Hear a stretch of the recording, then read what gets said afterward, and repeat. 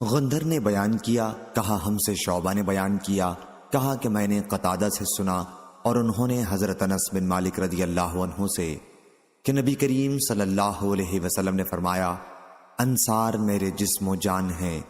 ایک دور آئے گا کہ دوسرے لوگ تو بہت ہو جائیں گے لیکن انصار کم رہ جائیں گے، اس لیے ان کے نیکوکاروں کی پذیرائی کیا کرنا اور خطا کاروں سے درگزر کیا کرنا۔ صحیح بخاری حدیث نمبر 3801۔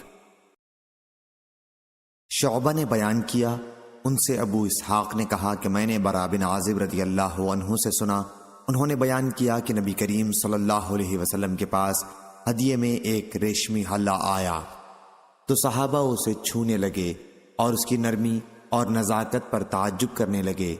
آپ صلی اللہ علیہ وسلم نے اس پر فرمایا، تمہیں اس کی نرمی پر تعجب ہے؟ سعد بن معاذ رضی اللہ عنہ کے رومال جنت میں اس سے کہیں بہتر ہیں، یا آپ نے فرمایا کہ اس سے کہیں زیادہ نرم و نازک ہیں۔ اس حدیث کی روایت قتادہ اور زہری نے بھی کی ہے، انہوں نے انس رضی اللہ عنہ سے سنا، انہوں نے نبی کریم صلی اللہ علیہ وسلم سے روایت کیا ہے۔ صحیح بخاری حدیث نمبر 3802۔ ابو عیوانہ کے داماد فضل بن مساور نے بیان کیا، کہا ہم سے ابو عیوانہ نے بیان کیا، عامش سے، ان سے ابو سفیان نے اور ان سے جابر رضی اللہ عنہ نے بیان کیا کہ میں نے رسول اللہ صلی اللہ علیہ وسلم سے سنا، آپ نے فرمایا کہ سعد بن معاذ رضی اللہ عنہ کی موت پر عرش ہل گیا۔ اور عامش سے روایت ہے، ان سے ابو صالح نے بیان کیا اور ان سے جابر رضی اللہ عنہ نے نبی کریم صلی اللہ علیہ وسلم سے اسی طرح روایت کیا۔ ایک صاحب نے جابر رضی اللہ عنہ سے کہا کہ برا رضی اللہ عنہ تو اس طرح بیان کرتے ہیں کہ چارپائی جس پر معاذ رضی اللہ عنہ کی نعش رکھی ہوئی تھی ہل گئی تھی۔ حضرت جابر رضی اللہ عنہ نے کہا، ان دونوں قبیلوں اوس و خزرج کے درمیان زمانہ جاہلیت میں دشمنی تھی، میں نے خود نبی کریم صلی اللہ علیہ وسلم کو یہ فرماتے سنا ہے کہ سعد بن معاذ رضی اللہ عنہ کی موت پر عرش رحمان ہل گیا تھا۔ صحیح بخاری حدیث نمبر 3803۔ شعبہ نے بیان کیا، ان سے سعد بن ابراہیم نے، ان سے ابو امامہ بن سہل بن حنیف نے اور ان سے حضرت ابو سعید خدری رضی اللہ عنہ نے بیان کیا کہ ایک قوم یہود بن قریظہ نے سعد بن معاذ رضی اللہ عنہ کو ثالث مان کر ہتھیار ڈال دیے تو انہیں بلانے کے لیے آدمی بھیجا گیا اور وہ گدھے پر سوار ہو کر آئے۔ جب اس جگہ کے قریب پہنچے جسے نبی کریم صلی اللہ علیہ وسلم نے ایام جنگ میں نماز پڑھنے کے لیے منتخب کیا ہوا تھا تو آن حضرت صلی اللہ علیہ وسلم نے صحابہ سے فرمایا کہ اپنے سب سے بہتر شخص کے لیے، یا آپ نے یہ فرمایا اپنے سردار کو لینے کے لیے کھڑے ہو جاؤ۔ پھر آپ نے فرمایا، اے سعد، انہوں نے تم کو ثالث مان کر ہتھیار ڈال دیے ہیں۔ حضرت سعد رضی اللہ عنہ نے کہا، پھر میرا فیصلہ یہ ہے کہ ان کے جو لوگ جنگ کرنے والے ہیں انہیں ختم کر دیا جائے اور ان کی عورتوں بچوں کو جنگی قیدی بنا لیا جائے۔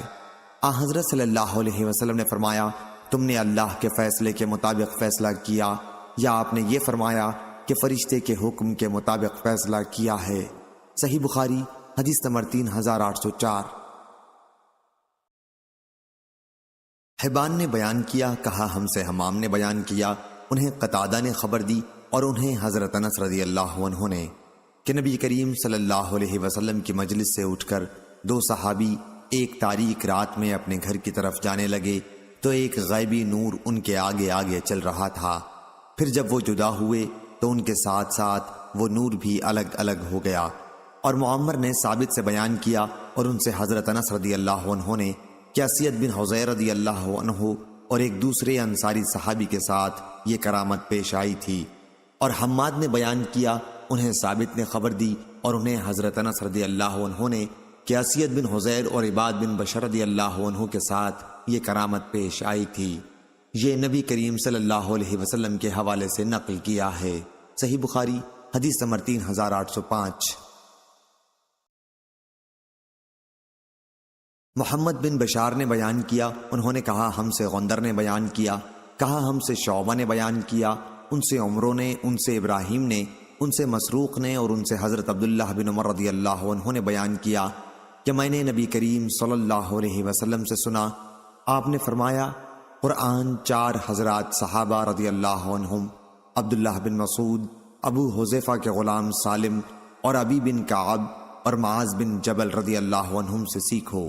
صحیح بخاری حدیث نمبر 3806۔ عبد الصمد نے بیان کیا، انہوں نے کہا ہم سے شعبہ نے بیان کیا کہ ہم سے قتادہ نے بیان کیا، انہوں نے کہا کہ میں نے حضرت انس بن مالک رضی اللہ عنہ سے سنا کہ حضرت ابو اسید رضی اللہ عنہ نے بیان کیا کہ نبی کریم صلی اللہ علیہ وسلم نے فرمایا، انصار کا بہترین گھرانہ بنو نجار کا گھرانہ ہے، پھر بنو عبد الاشہل کا، پھر بنو عبد الحارث کا، پھر بنو سعدہ کا، اور خیر انصار کے تمام گھرانوں میں ہے۔ حضرت سعد بن عبادہ نے کہا، اور وہ اسلام قبول کرنے میں بڑی قدامت رکھتے تھے، کہ میرا خیال ہے حضرت صلی اللہ علیہ وسلم نے ہم پر دوسروں کو فضیلت دے دی ہے۔ ان سے کہا گیا کہ حضرت صلی اللہ علیہ وسلم نے تم کو بھی تو بہت سے لوگوں پر فضیلت دی ہے، اعتراض کی کیا بات ہے؟ صحیح بخاری حدیث نمبر 3807۔ مسروق نے بیان کیا کہ عبداللہ بن عمر رضی اللہ عنہ کی مجلس میں حضرت عبداللہ بن مسعود رضی اللہ عنہ کا ذکر آیا کہ اس وقت سے ان کی محبت میرے دل میں بہت بیٹھ گئی جب میں نے رسول کریم صلی اللہ علیہ وسلم کو یہ فرماتے سنا کہ قرآن 4 آدمیوں سے سیکھو۔ عبداللہ بن مسعود رضی اللہ عنہ سے حضرت صلی اللہ علیہ وسلم نے انہی کے نام سے ابتدا کی، اور ابو حذیفہ رضی اللہ عنہ کے غلام سالم سے، معاذ بن جبل رضی اللہ عنہ سے، اور ابی بن کعب رضی اللہ عنہ سے۔ صحیح بخاری حدیث نمبر 3808۔ غندر نے بیان کیا، کہا کہ میں نے شعبہ سے سنا، انہوں نے قتادہ سے سنا، اور ان سے حضرت انس بن مالک رضی اللہ عنہ نے بیان کیا کہ نبی کریم صلی اللہ علیہ وسلم نے حضرت ابی بن کعب رضی اللہ عنہ سے فرمایا، اللہ تعالیٰ نے مجھے حکم دیا ہے کہ میں تم کو سورہ لم یکن الذین کفروا سناؤں۔ اس پر حضرت ابی بن کعب رضی اللہ عنہ بولے، کیا اللہ تعالیٰ نے میرا نام دیا ہے؟ حضرت صلی اللہ علیہ وسلم نے فرمایا کہ ہاں۔ اس پر حضرت ابی بن کعب رضی اللہ عنہ فرط مسرت سے رونے لگے۔ صحیح بخاری حدیث نمبر 3809۔ یحییٰ نے بیان کیا، کہا ہم سے شعبہ نے بیان کیا، ان سے قتادہ نے، اور ان سے حضرت انس بن مالک رضی اللہ عنہ نے، کہ نبی کریم صلی اللہ علیہ وسلم کے زمانے میں 4 آدمی جن سب کا تعلق قبیلہ انصار سے تھا قرآن مجید جمع کرنے والے تھے، ابی بن کعب، معاذ بن جبل، ابو زید اور زید بن ثابت رضی اللہ عنہم۔ میں نے پوچھا ابو زید کون ہیں؟ انہوں نے فرمایا کہ وہ میرے ایک چچا ہیں۔ صحیح بخاری حدیث نمبر 3810۔ عبد الوارث نے بیان کیا، کہا ہم سے عبدالعزیز بن صہیب نے بیان کیا، اور ان سے انس رضی اللہ عنہ نے بیان کیا کہ احد کی لڑائی کے موقع پر جب صحابہ نبی کریم صلی اللہ علیہ وسلم کے قریب سے ادھر ادھر چلنے لگے تو ابو طلحہ رضی اللہ عنہ اس وقت اپنی ایک ڈھال سے حضرت صلی اللہ علیہ وسلم کی حفاظت کر رہے تھے۔ حضرت ابو طلحہ بڑے تیر انداز تھے اور خوب کھینچ کر تیر چلایا کرتے تھے، چنانچہ اس دن 2 یا 3 کمانیں انہوں نے توڑ دی تھیں۔ اس وقت اگر کوئی مسلمان ترکش لیے ہوئے گزرتا تو حضرت صلی اللہ علیہ وسلم فرماتے کہ اس کے تیر ابو طلحہ کو دے دو۔ حضرت صلی اللہ علیہ وسلم حالات معلوم کرنے کے لیے اچک کر دیکھنے لگتے تو ابو طلحہ رضی اللہ عنہ عرض کرتے، یا نبی اللہ، آپ پر میرے ماں باپ قربان ہوں، اچک کر ملاحظہ نہ فرمائیں، کہیں کوئی تیر آپ کو نہ لگ جائے۔ میرا سینہ حضرت صلی اللہ علیہ وسلم کے سینے کی ڈھال بنا رہا، اور میں نے عائشہ بنت ابی بکر اور ام سلیم ابو طلحہ کی بیوی رضی اللہ عنہم کو دیکھا کہ اپنا ازار اٹھائے ہوئے غازیوں کی مدد میں بڑی تیزی کے ساتھ مشغول تھیں۔ اس خدمت میں ان کو انہماک و استغراق کی وجہ سے کپڑوں تک کا ہوش نہ تھا، یہاں تک کہ میں ان کی پنڈلیوں کے زیور دیکھ سکتا تھا۔ انتہائی جلدی کے ساتھ مشکیزیں اپنی پیٹھوں پر لیے جاتی تھیں اور مسلمانوں کو پلا کر واپس آتی تھیں، اور پھر انہیں بھر کر لے جاتی اور ان کا پانی مسلمانوں کو پلاتی۔ اور ابو طلحہ رضی اللہ عنہ کے ہاتھ سے اس دن 2 یا 3 مرتبہ تلوار چھوٹ کر گر پڑی تھی۔ صحیح بخاری حدیث نمبر 3811۔ عبداللہ بن یوسف نے بیان کیا، انہوں نے کہا کہ میں نے امام مالک سے سنا، وہ عمر بن عبید اللہ کے مولا ابو نضر سے بیان کرتے تھے، وہ عامر بن سعد بن ابی وقاص سے اور ان سے ان کے والد حضرت سعد بن ابی وقاص رضی اللہ عنہ نے بیان کیا کہ میں نے نبی کریم صلی اللہ علیہ وسلم سے عبداللہ بن سلام رضی اللہ عنہ کے سوا اور کسی کے متعلق یہ نہیں سنا کہ وہ اہل جنت میں سے ہیں۔ بیان کیا کہ آیت وَشَهِدَ شَاهِدٌ مِّن بَنِي اسرائیل سورۃ الاحقاف آیت نمبر 10 انہی کے بارے میں نازل ہوئی تھی۔ راوی حدیث عبداللہ بن یوسف نے بیان کیا کہ آیت کے نزول کے متعلق مالک کا قول ہے یا حدیث میں اسی طرح تھا۔ صحیح بخاری حدیث نمبر 3812۔ اظہر سمان نے بیان کیا ان سے ابن عون نے، ان سے محمد نے اور ان سے قیس بن عباد نے بیان کیا کہ میں مسجد نبوی میں بیٹھا ہوا تھا کہ ایک بزرگ مسجد میں داخل ہوئے جن کے چہرے پر خشوع و خضوع کے آثار ظاہر تھے۔ لوگوں نے کہا کہ یہ بزرگ جنتی لوگوں میں ہیں۔ پھر انہوں نے 2 رکعت نماز مختصر طریقے پر پڑھی اور باہر نکل گئے۔ میں بھی ان کے پیچھے ہو لیا اور عرض کی کہ جب آپ مسجد میں داخل ہوئے تھے تو لوگوں نے کہا کہ یہ بزرگ جنت والوں میں سے ہیں۔ اس پر انہوں نے کہا خدا کی قسم کسی کے لیے ایسی بات زبان سے نکالنا مناسب نہیں ہے جسے وہ نہ جانتا ہو، اور میں تمہیں بتاؤں گا کہ ایسا کیوں ہے۔ نبی کریم صلی اللہ علیہ وسلم کے زمانے میں نے ایک خواب میں دیکھا اور آن حضرت صلی اللہ علیہ وسلم سے اسے بیان کیا۔ میں نے خواب یہ دیکھا تھا کہ جیسے میں ایک باغ میں ہوں، پھر انہوں نے اس کی وسعت اور اس کے سبزہ زاروں کا ذکر کیا۔ اس باغ کے درمیان میں ایک لوہے کا کھمبا ہے جس کا نچلا حصہ زمین میں ہے اور اوپر کا آسمان پر، اور اس کی چوٹی پر ایک گھنا درخت ہے العروہ۔ مجھ سے کہا گیا کہ اس پر چڑھ جاؤ۔ میں نے کہا کہ مجھ میں تو اتنی طاقت نہیں ہے۔ اتنے میں ایک خادم آیا اور پیچھے سے میرے کپڑے اس نے اٹھائے تو میں چڑھ گیا، اور جب میں اس کی چوٹی پر پہنچ گیا تو میں نے اس گھنے درخت کو پکڑ لیا۔ مجھ سے کہا گیا کہ اس درخت کو پوری مضبوطی کے ساتھ پکڑ لے۔ ابھی میں اسے اپنے ہاتھ سے پکڑے ہوئے تھا کہ میری نیند کھل گئی۔ یہ خواب جب میں نے حضرت صلی اللہ علیہ وسلم سے بیان کیا تو آپ نے فرمایا کہ جو باغ تم نے دیکھا ہے وہ تو اسلام ہے، اور اس میں ستون اسلام کا ستون ہے، اور عروہ گھنا درخت عروۃ الوثقی ہے، اس لیے تم سلام پر مرتے دم تک قائم رہو گے۔ یہ بزرگ حضرت عبداللہ بن سلام رضی اللہ عنہ تھے، اور مجھ سے خلیفہ نے بیان کیا، ان سے معاذ نے بیان کیا، ان سے ابن عون نے بیان کیا، ان سے محمد نے، ان سے قیس بن عباد نے بیان کیا۔ عبداللہ بن سلام رضی اللہ عنہ سے انہوں نے منصف خادم کے بجائے وصف کا لفظ ذکر کیا۔ صحیح بخاری حدیث نمبر 3813۔ سلیمان بن حرب نے بیان کیا، کہا ہم سے شعبہ نے، ان سے سعید بن ابی بردہ نے، اور ان سے ان کے والد نے کہ میں مدینہ منورہ حاضر ہوا تو میں نے عبداللہ بن سلام رضی اللہ عنہ سے ملاقات کی۔ انہوں نے کہا آؤ تمہیں میں ستو اور کھجور کھلاؤں گا، اور تم ایک بعظمت مکان میں داخل ہوگے کہ رسول اللہ صلی اللہ علیہ وسلم بھی اس میں تشریف لے گئے تھے۔ پھر آپ نے فرمایا تمہارا قیام ایک ایسے ملک میں ہے جہاں سودی معاملات بہت عام ہیں۔ اگر تمہارا کسی شخص پر کوئی حق ہو اور پھر وہ تمہیں ایک تنکے یا جو کے ایک دانے یا ایک گھاس کے برابر بھی ہدیہ دے تو اسے قبول نہ کرنا، کیونکہ وہ بھی سود ہے۔ نظر ابو داؤد اور وہب نے اپنی روایتوں میں البیت گھر کا ذکر نہیں کیا۔ صحیح بخاری حدیث نمبر 3814۔ محمد نے بیان کیا، کہا ہم کو خبر دی عبدہ نے، انہیں حشام بن عروہ نے، ان سے ان کے والد نے بیان کیا کہ میں نے عبداللہ بن جعفر سے سنا، انہوں نے بیان کیا کہ میں نے حضرت علی رضی اللہ عنہ سے سنا، انہوں نے بیان کیا کہ میں نے رسول اللہ صلی اللہ علیہ وسلم سے سنا۔ آپ نے فرمایا دوسری سند اور مجھ سے صدقہ نے بیان کیا، کہا ہم کو عبدہ نے خبر دی، انہیں حشام نے، ان سے ان کے والد نے بیان کیا کہ میں نے عبداللہ بن جعفر سے سنا، انہوں نے حضرت علی رضی اللہ عنہ سے کہ نبی کریم صلی اللہ علیہ وسلم نے فرمایا اپنے زمانے میں حضرت مریم علیہ السلام سب سے افضل عورت تھیں، اور اس امت میں حضرت خدیجہ رضی اللہ عنہا سب سے افضل ہیں۔ صحیح بخاری حدیث نمبر 3815۔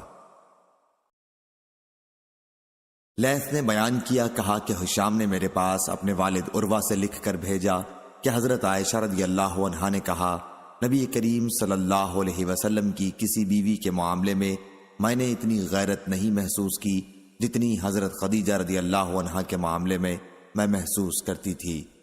وہ میرے نکاح سے پہلے ہی وفات پا چکی تھیں، لیکن حضرت صلی اللہ علیہ وسلم کی زبان سے میں ان کا ذکر سنتی رہتی تھی، اور اللہ تعالیٰ نے حضرت صلی اللہ علیہ وسلم کو حکم دیا تھا کہ انہیں جنت میں موتی کے محل کی خوشخبری سنا دیں۔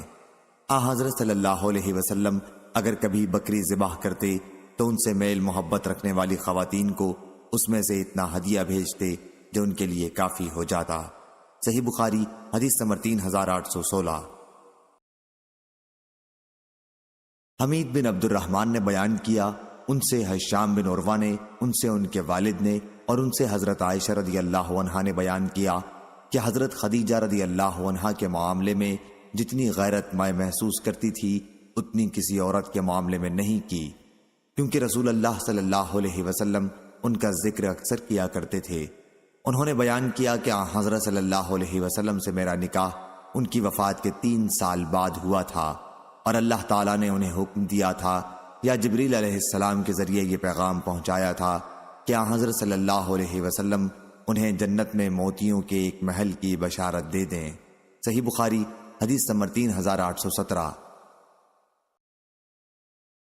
عمر بن محمد بن حسن نے بیان کیا، کہا ہم سے ہمارے والد نے بیان کیا، کہا ہم سے حفص نے بیان کیا، ان سے ہشام نے، ان سے ان کے والد نے، اور ان سے حضرت عائشہ رضی اللہ عنہا نے بیان کیا کہ رسول کریم صلی اللہ علیہ وسلم کی تمام بیویوں میں جتنی غیرت مجھے حضرت خدیجہ رضی اللہ عنہا سے آتی تھی اتنی کسی اور سے نہیں آتی تھی، حالانکہ انہیں میں نے دیکھا بھی نہیں تھا، لیکن حضرت صلی اللہ علیہ وسلم ان کا ذکر بکثرت فرمایا کرتے تھے، اور اگر کبھی کوئی بکری ذبح کرتے تو اس کے ٹکڑے کر کے حضرت خدیجہ رضی اللہ عنہا کی ملنے والیوں کو بھیجتے تھے۔ میں نے اکثر حضور صلی اللہ علیہ وسلم سے کہا، جیسے دنیا میں حضرت خدیجہ رضی اللہ عنہا کے سوا کوئی عورت ہے ہی نہیں۔ اس پر آپ فرماتے کہ وہ ایسی تھیں اور ایسی تھیں، اور ان سے میری اولاد ہے۔ صحیح بخاری حدیث نمبر 3818۔ یحییٰ نے بیان کیا، ان سے اسماعیل نے بیان کیا کہ میں نے حضرت عبداللہ بن ابی اوفیٰ رضی اللہ عنہ سے پوچھا، رسول اللہ صلی اللہ علیہ وسلم نے حضرت خدیجہ رضی اللہ عنہا کو بشارت دی تھی؟ انہوں نے فرمایا کہ ہاں، جنت میں موتیوں کے ایک محل کی بشارت دی تھی، جہاں نہ کوئی شور و غل ہوگا اور نہ تھکن ہوگی۔ صحیح بخاری حدیث نمبر 3819۔ محمد بن فضیل نے بیان کیا، ان سے عمارہ نے، ان سے ابو زرع نے، اور ان سے حضرت ابو ہریرہ رضی اللہ عنہ نے بیان کیا کہ جبریل علیہ السلام رسول اللہ صلی اللہ علیہ وسلم کے پاس آئے اور کہا، یا رسول اللہ صلی اللہ علیہ وسلم، خدیجہ رضی اللہ عنہا آپ کے پاس ایک برتن لیے آ رہی ہیں جس میں سالن یا فرمایا کھانا یا فرمایا پینے کی چیز ہے۔ جب وہ آپ کے پاس آئیں تو ان کے رب کی جانب سے انہیں سلام پہنچانا اور میری طرف سے بھی، اور انہیں جنت میں موتیوں کے ایک محل کی بشارت دے دیجیے گا جہاں نہ شور و ہنگامہ ہوگا اور نہ تکلیف و تھکن ہوگی۔ صحیح بخاری حدیث نمبر 3820۔ علی بن مسہر نے خبر دی، انہیں ہشام نے، انہیں ان کے والد نے، اور ان سے حضرت عائشہ رضی اللہ عنہا نے بیان کیا کہ حضرت خدیجہ رضی اللہ عنہا کی بہن حالہ بنت خویلد رضی اللہ عنہا نے ایک مرتبہ حضرت صلی اللہ علیہ وسلم سے اندر آنے کی اجازت چاہی تو آپ کو حضرت خدیجہ رضی اللہ عنہا کی اجازت لینے کی یاد آ گئی۔ آپ چونک اٹھے اور فرمایا، اللہ، یہ تو حالہ ہیں۔ حضرت عائشہ رضی اللہ عنہا نے کہا کہ مجھے اس پر بڑی غیرت آئی۔ میں نے کہا، آپ قریش کی کس بوڑھی کا ذکر کیا کرتے ہیں جس کے مسوڑوں پر بھی دانتوں کے ٹوٹ جانے کی وجہ سے صرف سرخی باقی رہ گئی تھی، اور جسے مرے ہوئے بھی ایک زمانہ گزر چکا ہے؟ اللہ تعالیٰ نے آپ کو اس سے بہتر بیوی دے دی ہے۔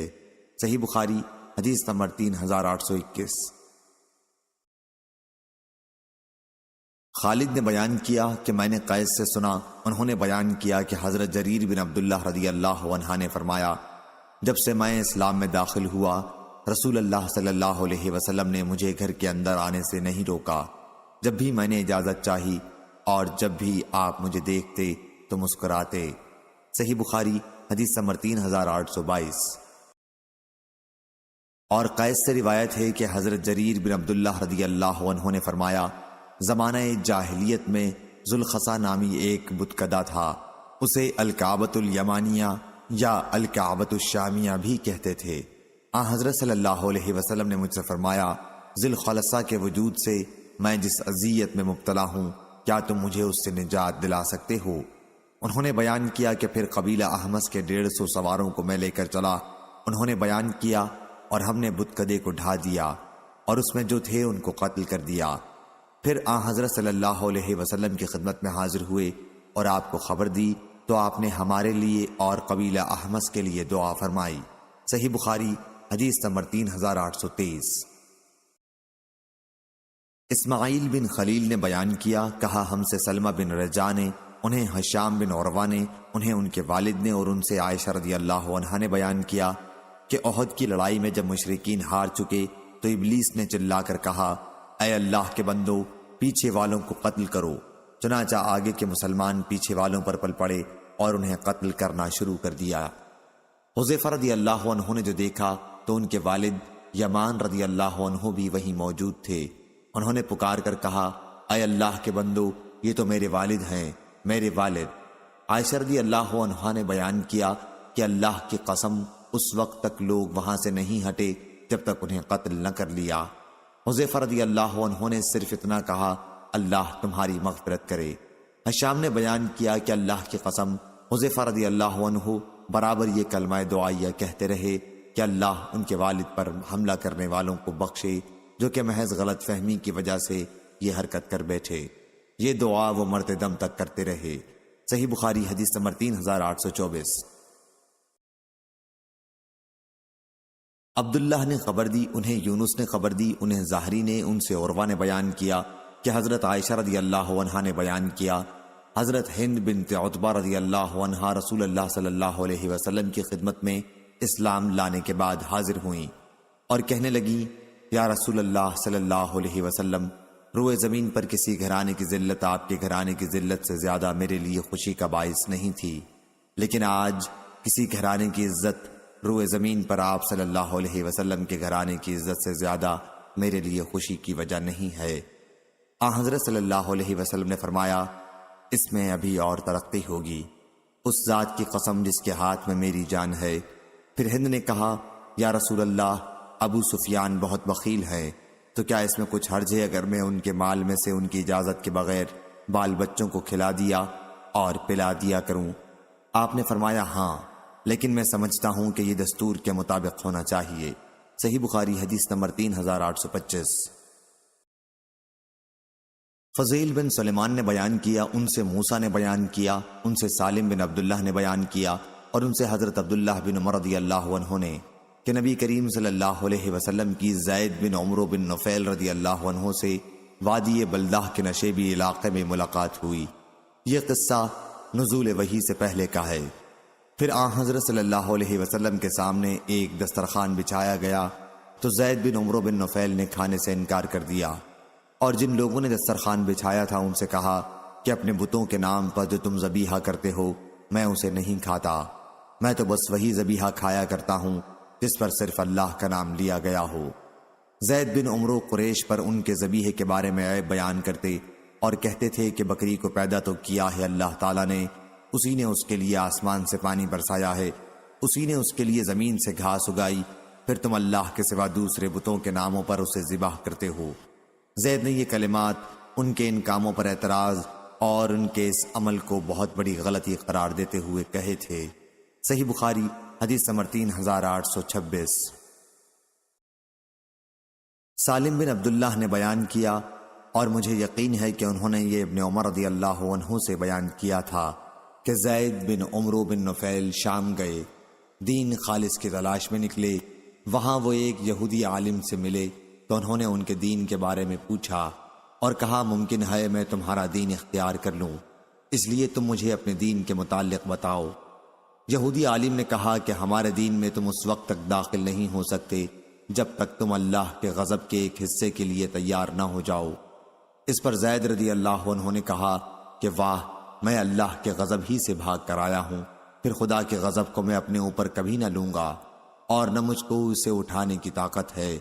کیا تم مجھے کسی اور دوسرے دین کا کچھ پتہ بتا سکتے ہو؟ اس عالم نے کہا میں نہیں جانتا، کوئی دین سچا ہو تو دین حنیف ہو۔ زید نے پوچھا دین حنیف کیا ہے؟ اس عالم نے کہا کہ ابراہیم علیہ السلام کا دین، جو نہ یہودی تھے اور نہ نصرانی، اور وہ اللہ کے سوا کسی کی عبادت نہیں کرتے تھے۔ زید وہاں سے چلے آئے اور ایک نصرانی پادری سے ملے، ان سے بھی اپنا خیال بیان کیا۔ اس نے بھی یہی کہا کہ تم ہمارے دین میں آؤ گے تو اللہ تعالیٰ کی لعنت میں سے ایک حصہ لوگے۔ زید رضی اللہ عنہ نے کہا میں اللہ کی لعنت سے ہی بچنے کے لیے تو یہ سب کچھ کر رہا ہوں، اللہ کی لعنت اٹھانے کی مجھ میں طاقت نہیں، اور نہ میں اس کا یہ غضب کسی طرح اٹھا سکتا ہوں۔ کیا تم میرے لیے اس کے سوا کوئی اور دین بتلا سکتے ہو؟ پادری نے کہا کہ میری نظر میں ہے تو صرف ایک دین حنیف سچا دین ہے۔ زید نے پوچھا دین حنیف کیا ہے؟ کہا کہ وہ دین ابراہیم علیہ السلام ہے، جو نہ یہودی تھے اور نہ نصرانی، اور اللہ کے سوا وہ کسی کی پوجا نہیں کرتے تھے۔ زید نے جب دین ابراہیم علیہ السلام کے بارے میں ان کی یہ رائے سنی تو وہاں سے روانہ ہو گئے، اور اس سرزمین سے باہر نکل کر اپنے دونوں ہاتھ آسمان کی طرف اٹھائے اور یہ دعا کی، اے اللہ میں گواہی دیتا ہوں کہ میں دین ابراہیم پر ہوں۔ صحیح بخاری حدیث نمبر 3827۔ اور لیث بن سعد نے کہا کہ مجھے ہشام نے لکھا اپنے والد عروہ بن زبیر سے، اور انہوں نے کہا کہ ہم سے حضرت اسماء بنت ابی بکر رضی اللہ عنہا نے بیان کیا کہ میں نے زید بن عمرو بن نفیل کو کعبے سے اپنی پیٹھ لگائے ہوئے کھڑے ہو کر یہ سنا، اے قریش کے لوگوں، خدا کی قسم میرے سوا اور کوئی تمہارے یہاں دین ابراہیم پر نہیں ہے۔ اور زید بیٹیوں کو زندہ نہیں گاڑتے تھے، اور ایسے شخص سے جو اپنی بیٹی کو مار ڈالنا چاہتا کہتے اس کی جان نہ لے، اس کے تمام اخراجات کا ذمہ میں لیتا ہوں۔ چنانچہ لڑکی کو اپنی پرورش میں رکھ لیتے، جب وہ بڑی ہو جاتی تو اس کے باپ سے کہتے اب اگر تم چاہو تو میں تمہاری لڑکی کو تمہارے حوالے کر سکتا ہوں، اور اگر تمہاری مرضی ہو تو میں اس کے سب کام پورے کر دوں گا۔ صحیح بخاری حدیث نمبر 3828۔ ابن جریج نے خبر دی، کہا کہ مجھے عمرو بن دینار نے خبر دی، انہوں نے حضرت جابر بن عبداللہ رضی اللہ عنہ سے سنا، انہوں نے بیان کیا کہ جب کعبے کی تعمیر ہو رہی تھی تو نبی کریم صلی اللہ علیہ وسلم اور حضرت عباس رضی اللہ عنہ اس کے لیے پتھر ڈھو رہے تھے۔ حضرت عباس رضی اللہ عنہ نے حضرت صلی اللہ علیہ وسلم سے کہا اپنا تہبند گردن پر رکھ لو، اس طرح پتھر کی خراش لگنے سے بچ جاؤ گے۔ آپ نے جب ایسا کیا آپ زمین پر گر پڑے اور آپ کی نظر آسمان پر گڑ گئی۔ جب ہوش ہوا تو آپ نے چچا سے فرمایا میرا تہبند لاؤ، پھر انہوں نے آپ کا تہبند خوب مضبوط باندھ دیا۔ صحیح بخاری حدیث نمبر 3829۔ حماد بن زید نے بیان کیا، ان سے عمرو بن دینار اور عبید اللہ بن ابی زید نے بیان کیا کہ نبی کریم صلی اللہ علیہ وسلم کے زمانے میں بیت اللہ کے گرد احاطے کی دیوار نہ تھی، لوگ کعبے کے گرد نماز پڑھتے تھے۔ پھر جب حضرت عمر رضی اللہ عنہ کا دور آیا تو انہوں نے اس کے گرد دیوار بنوائی۔ عبید اللہ نے بیان کیا کہ یہ دیواریں بھی پست تھیں، عبداللہ بن زبیر رضی اللہ عنہ نے ان کو بلند کیا۔ صحیح بخاری حدیث نمبر 3830۔ یحییٰ بن قطان نے بیان کیا کہ مجھ سے میرے والد نے بیان کیا، اور ان سے حضرت عائشہ رضی اللہ عنہا نے بیان کیا کہ عاشورہ کا روزہ قریش لوگ زمانہ جاہلیت میں رکھتے تھے، اور نبی کریم صلی اللہ علیہ وسلم نے بھی اسے باقی رکھا تھا۔ جب آپ صلی اللہ علیہ وسلم مدینہ تشریف لائے تو آپ صلی اللہ علیہ وسلم نے خود بھی اس دن روزہ رکھا اور صحابہ رضی اللہ عنہم کو بھی رکھنے کا حکم دیا۔ لیکن جب رمضان کا روزہ 2 ہجری میں فرض ہوا تو اس کے بعد آپ نے حکم دیا کہ جس کا جی چاہے عاشورہ کا روزہ رکھے اور جو نہ چاہے نہ رکھے۔ صحیح بخاری حدیث نمبر 3831۔ وہیب نے بیان کیا، کہا ہم سے عبداللہ بن طاؤس نے بیان کیا، ان سے ان کے والد نے، اور ان سے حضرت ابن عباس رضی اللہ عنہ نے بیان کیا کہ زمانے جاہلیت میں لوگ حج کے مہینوں میں عمرہ کرنا بہت بڑا گناہ خیال کرتے تھے۔ وہ محرم کو سفر کہتے۔ ان کے ہاں یہ مثل تھی کہ اونٹ کی پیٹھ کا زخم جب اچھا ہونے لگے اور حاجیوں کے نشانات قدم مٹ چکے تو اب عمرہ کرنے والوں کا عمرہ جائز ہوا۔ ابن عباس رضی اللہ عنہ نے بیان کیا کہ پھر رسول اللہ صلی اللہ علیہ وسلم اپنے اصحاب کے ساتھ ذی الحج کی 4 تاریخ کو حج کا احرام باندھے ہوئے مکہ تشریف لائے، تو آپ نے صحابہ کو حکم دیا کہ اپنے حج کو عمرہ کر ڈالیں، طواف اور سعی کر کے احرام کھول دیں۔ صحابہ نے عرض کیا یا رسول اللہ، اس عمرے اور حج کے دوران میں کیا چیزیں حلال ہوں گی؟ آپ نے فرمایا کہ تمام چیزیں جو احرام کی نہ ہونے کی حالت میں حلال تھیں وہ سب حلال ہو جائیں گی۔ صحیح بخاری حدیث نمبر 3832۔ علی بن عبداللہ مدینی نے بیان کیا، کہا ہم سے سفیان بن عینہ نے کہا کہ عمرو بن دینار بیان کیا کرتے تھے کہ ہم سے سعید بن مسیب نے اپنے والد سے بیان کیا، انہوں نے سعید کے دادا حزن سے بیان کیا کہ زمانہ جاہلیت میں ایک مرتبہ سیلاب آیا کہ مکے کی دونوں پہاڑیوں کے درمیان پانی ہی پانی ہو گیا۔ سفیان نے بیان کیا یا بیان کرتے تھے کہ اس حدیث کا ایک بہت بڑا قصہ ہے۔ صحیح بخاری حدیث نمبر 3833۔ ابو عوانہ نے بیان کیا، ان سے ابو البشر نے اور ان سے قیس بن ابی حازم نے بیان کیا کہ ابو بکر رضی اللہ عنہ قبیلہ احمس کی ایک عورت سے ملے، ان کا نام زینب بنت مہاجر تھا۔ آپ نے دیکھا کہ وہ بات ہی نہیں کرتی، دریافت فرمایا کیا بات ہے، یہ بات کیوں نہیں کرتی؟ لوگوں نے بتایا کہ مکمل خاموشی کے ساتھ حج کرنے کی منت مانی ہے۔ ابو بکر رضی اللہ عنہ نے ان سے فرمایا عجیب بات کرو، اس طرح حج کرنا تو جاہلیت کی رسم ہے۔ چنانچہ اس نے بات کی اور پوچھا آپ کون ہیں؟ حضرت ابو بکر رضی اللہ عنہ نے کہا کہ میں مہاجرین کا ایک آدمی ہوں۔ انہوں نے پوچھا کہ مہاجرین کے کس قبیلے سے ہیں؟ آپ نے فرمایا کہ قریش سے۔ انہوں نے پوچھا قریش کے کس خاندان سے؟ حضرت ابو بکر رضی اللہ عنہ نے اس پر فرمایا تم بہت پوچھنے والی عورت ہو، میں ابو بکر رضی اللہ عنہ ہوں۔ اس کے بعد انہوں نے پوچھا جاہلیت کے بعد اللہ تعالیٰ نے جو ہمیں یہ دین حق عطا فرمایا ہے، اس پر ہم مسلمان کب تک قائم رہ سکیں گے؟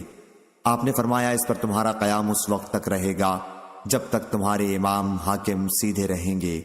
اس خاتون نے پوچھا امام سے کیا مراد ہے؟ آپ نے فرمایا کہ تمہاری قوم میں سردار اور اشراف لوگ نہیں ہیں جو اگر لوگوں کو کوئی حکم دیں تو وہ اس کی اطاعت کریں۔ اس نے کہا کہ کیوں نہیں ہیں؟ ابو بکر رضی اللہ عنہ نے کہا کہ امام سے یہی مراد ہے۔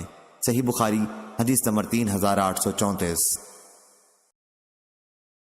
علی بن مسہر نے خبر دی، انہیں حشام نے، انہیں ان کے والد نے اور ان سے حضرت عائشہ رضی اللہ عنہا نے بیان کیا کہ ایک کالی عورت جو کسی عرب کی باندی تھی اسلام لائیں اور مسجد میں ان کے رہنے کے لیے ایک کوٹھڑی تھی۔ حضرت عائشہ رضی اللہ عنہا نے بیان کیا وہ ہمارے یہاں آیا کرتی اور باتیں کیا کرتی تھی، لیکن جب باتوں سے فارغ ہو جاتی تو وہ یہ شعر پڑھتی، اور ہار والا دن بھی ہمارے رب کے عجائب قدرت میں سے ہے کہ اسی نے بفضلہ ہی کفر کے شہر سے مجھے چھڑایا۔ اس نے جب کئی مرتبہ یہ شعر پڑھا تو عائشہ رضی اللہ عنہا نے اس سے دریافت کیا کہ ہار والے دن کا قصہ کیا ہے؟ اس نے بیان کیا کہ میرے مالکوں کے گھرانے کی ایک لڑکی جو نئی دلہن تھی لال چمڑے کا ایک ہار باندھے ہوئے تھی، وہ باہر نکلی تو اتفاق سے وہ گر گیا، ایک چیل کی اس پر نظر پڑی اور وہ اسے گوشت سمجھ کر اٹھا کر لے گئی۔ لوگوں نے مجھے اس کے لیے چوری کی تہمت لگائی اور مجھے سزائیں دینی شروع کی، یہاں تک کہ میری شرمگاہ کی بھی تلاشی لی۔ خیر وہ ابھی میرے چاروں طرف جمع ہی تھے اور میں اپنی مصیبت میں مبتلا تھی کہ چیل آئی اور ہمارے سروں کے بالکل اوپر اڑنے لگی، پھر اس نے وہی ہار نیچے گرا دیا۔ لوگوں نے اسے اٹھا لیا تو میں نے ان سے کہا اس کے لیے تم لوگ مجھے اتہام لگا رہے تھے حالانکہ میں بے گناہ تھی۔ صحیح بخاری حدیث نمبر 3835۔ اسماعیل بن جعفر نے بیان کیا، ان سے عبداللہ بن دینار نے اور ان سے عبداللہ بن عمر رضی اللہ عنہ نے کہ نبی کریم صلی اللہ علیہ وسلم نے فرمایا ہاں اگر کسی کو قسم کھانی ہی ہو تو اللہ کے سوا اور کسی کی قسم نہ کھائے۔ قریش اپنے باپ دادا کی قسم کھایا کرتے تھے، اس لیے آپ نے انہیں فرمایا کہ اپنے باپ دادا کے نام کی قسم نہ کھایا کرو۔ صحیح بخاری حدیث نمبر 3836۔ یحییٰ بن سلیمان نے بیان کیا، کہا مجھ سے عبداللہ بن وہب نے بیان کیا کہ مجھے عمرو بن حارث نے خبر دی، ان سے عبد الرحمن بن قاسم نے بیان کیا کہ قاسم بن محمد ان کے والد جنازے کے آگے آگے چلا کرتے تھے اور جنازے کو دیکھ کر کھڑے نہیں ہوتے تھے۔ حضرت عائشہ رضی اللہ عنہا کے حوالے سے وہ بیان کرتے تھے کہ زمانے جاہلیت میں لوگ جنازے کے لیے کھڑے ہو جایا کرتے تھے اور اسے دیکھ کر کہتے تھے کیا اے مرنے والے، جس طرح اپنی زندگی میں تو اپنے گھر والوں کے ساتھ تھا اب ویسا ہی کسی پرندے کے بھیس میں ہے۔ صحیح بخاری حدیث نمبر 3837۔ عبد الرحمن نے بیان کیا، انہوں نے کہا ہم سے سفیان نے بیان کیا، ان سے ابو اسحاق نے بیان کیا، ان سے عمر بن میمون نے بیان کیا کہ حضرت عمر رضی اللہ عنہ نے کہا جب تک دھوپ سبیر پہاڑی پر نہ جاتی قریش حج میں مزدلفہ سے نہیں نکلا کرتے تھے۔ نبی کریم صلی اللہ علیہ وسلم نے ان کی مخالفت کی اور سورج نکلنے سے پہلے آپ نے وہاں سے کوچ کیا۔ صحیح بخاری حدیث نمبر 3838۔ اسحاق بن ابراہیم نے بیان کیا، کہا کہ میں نے ابو اسامہ سے پوچھا کیا تم لوگوں سے یحییٰ بن محلب نے یہ حدیث بیان کی تھی کہ ان سے حسین نے بیان کیا، ان سے اکرمہ نے قرآن مجید کی آیت میں وَكَأْسًا دِحَاقًا کے متعلق فرمایا کہ معنی ہے بھرا ہوا پیالہ جس کا مسلسل دور چلے۔ صحیح بخاری حدیث نمبر 3839۔ اکرمہ نے بیان کیا اور حضرت عبداللہ بن عباس رضی اللہ عنہ نے بیان کیا کہ میں نے اپنے والد سے یہ سنا، وہ کہتے تھے کہ زمانہ جاہلیت میں یہ لفظ استعمال کرتے تھے اسقنا کاسن دہاقا، یعنی ہم کو بھرپور جام شراب پلاتے رہو۔ صحیح بخاری حدیث نمبر 3840۔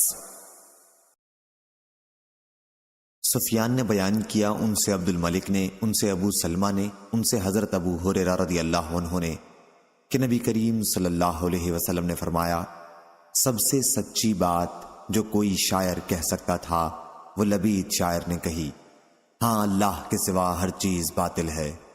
اور امیہ بن ابی سلط جاہلیت کا ایک شاعر مسلمان ہونے کے قریب تھا۔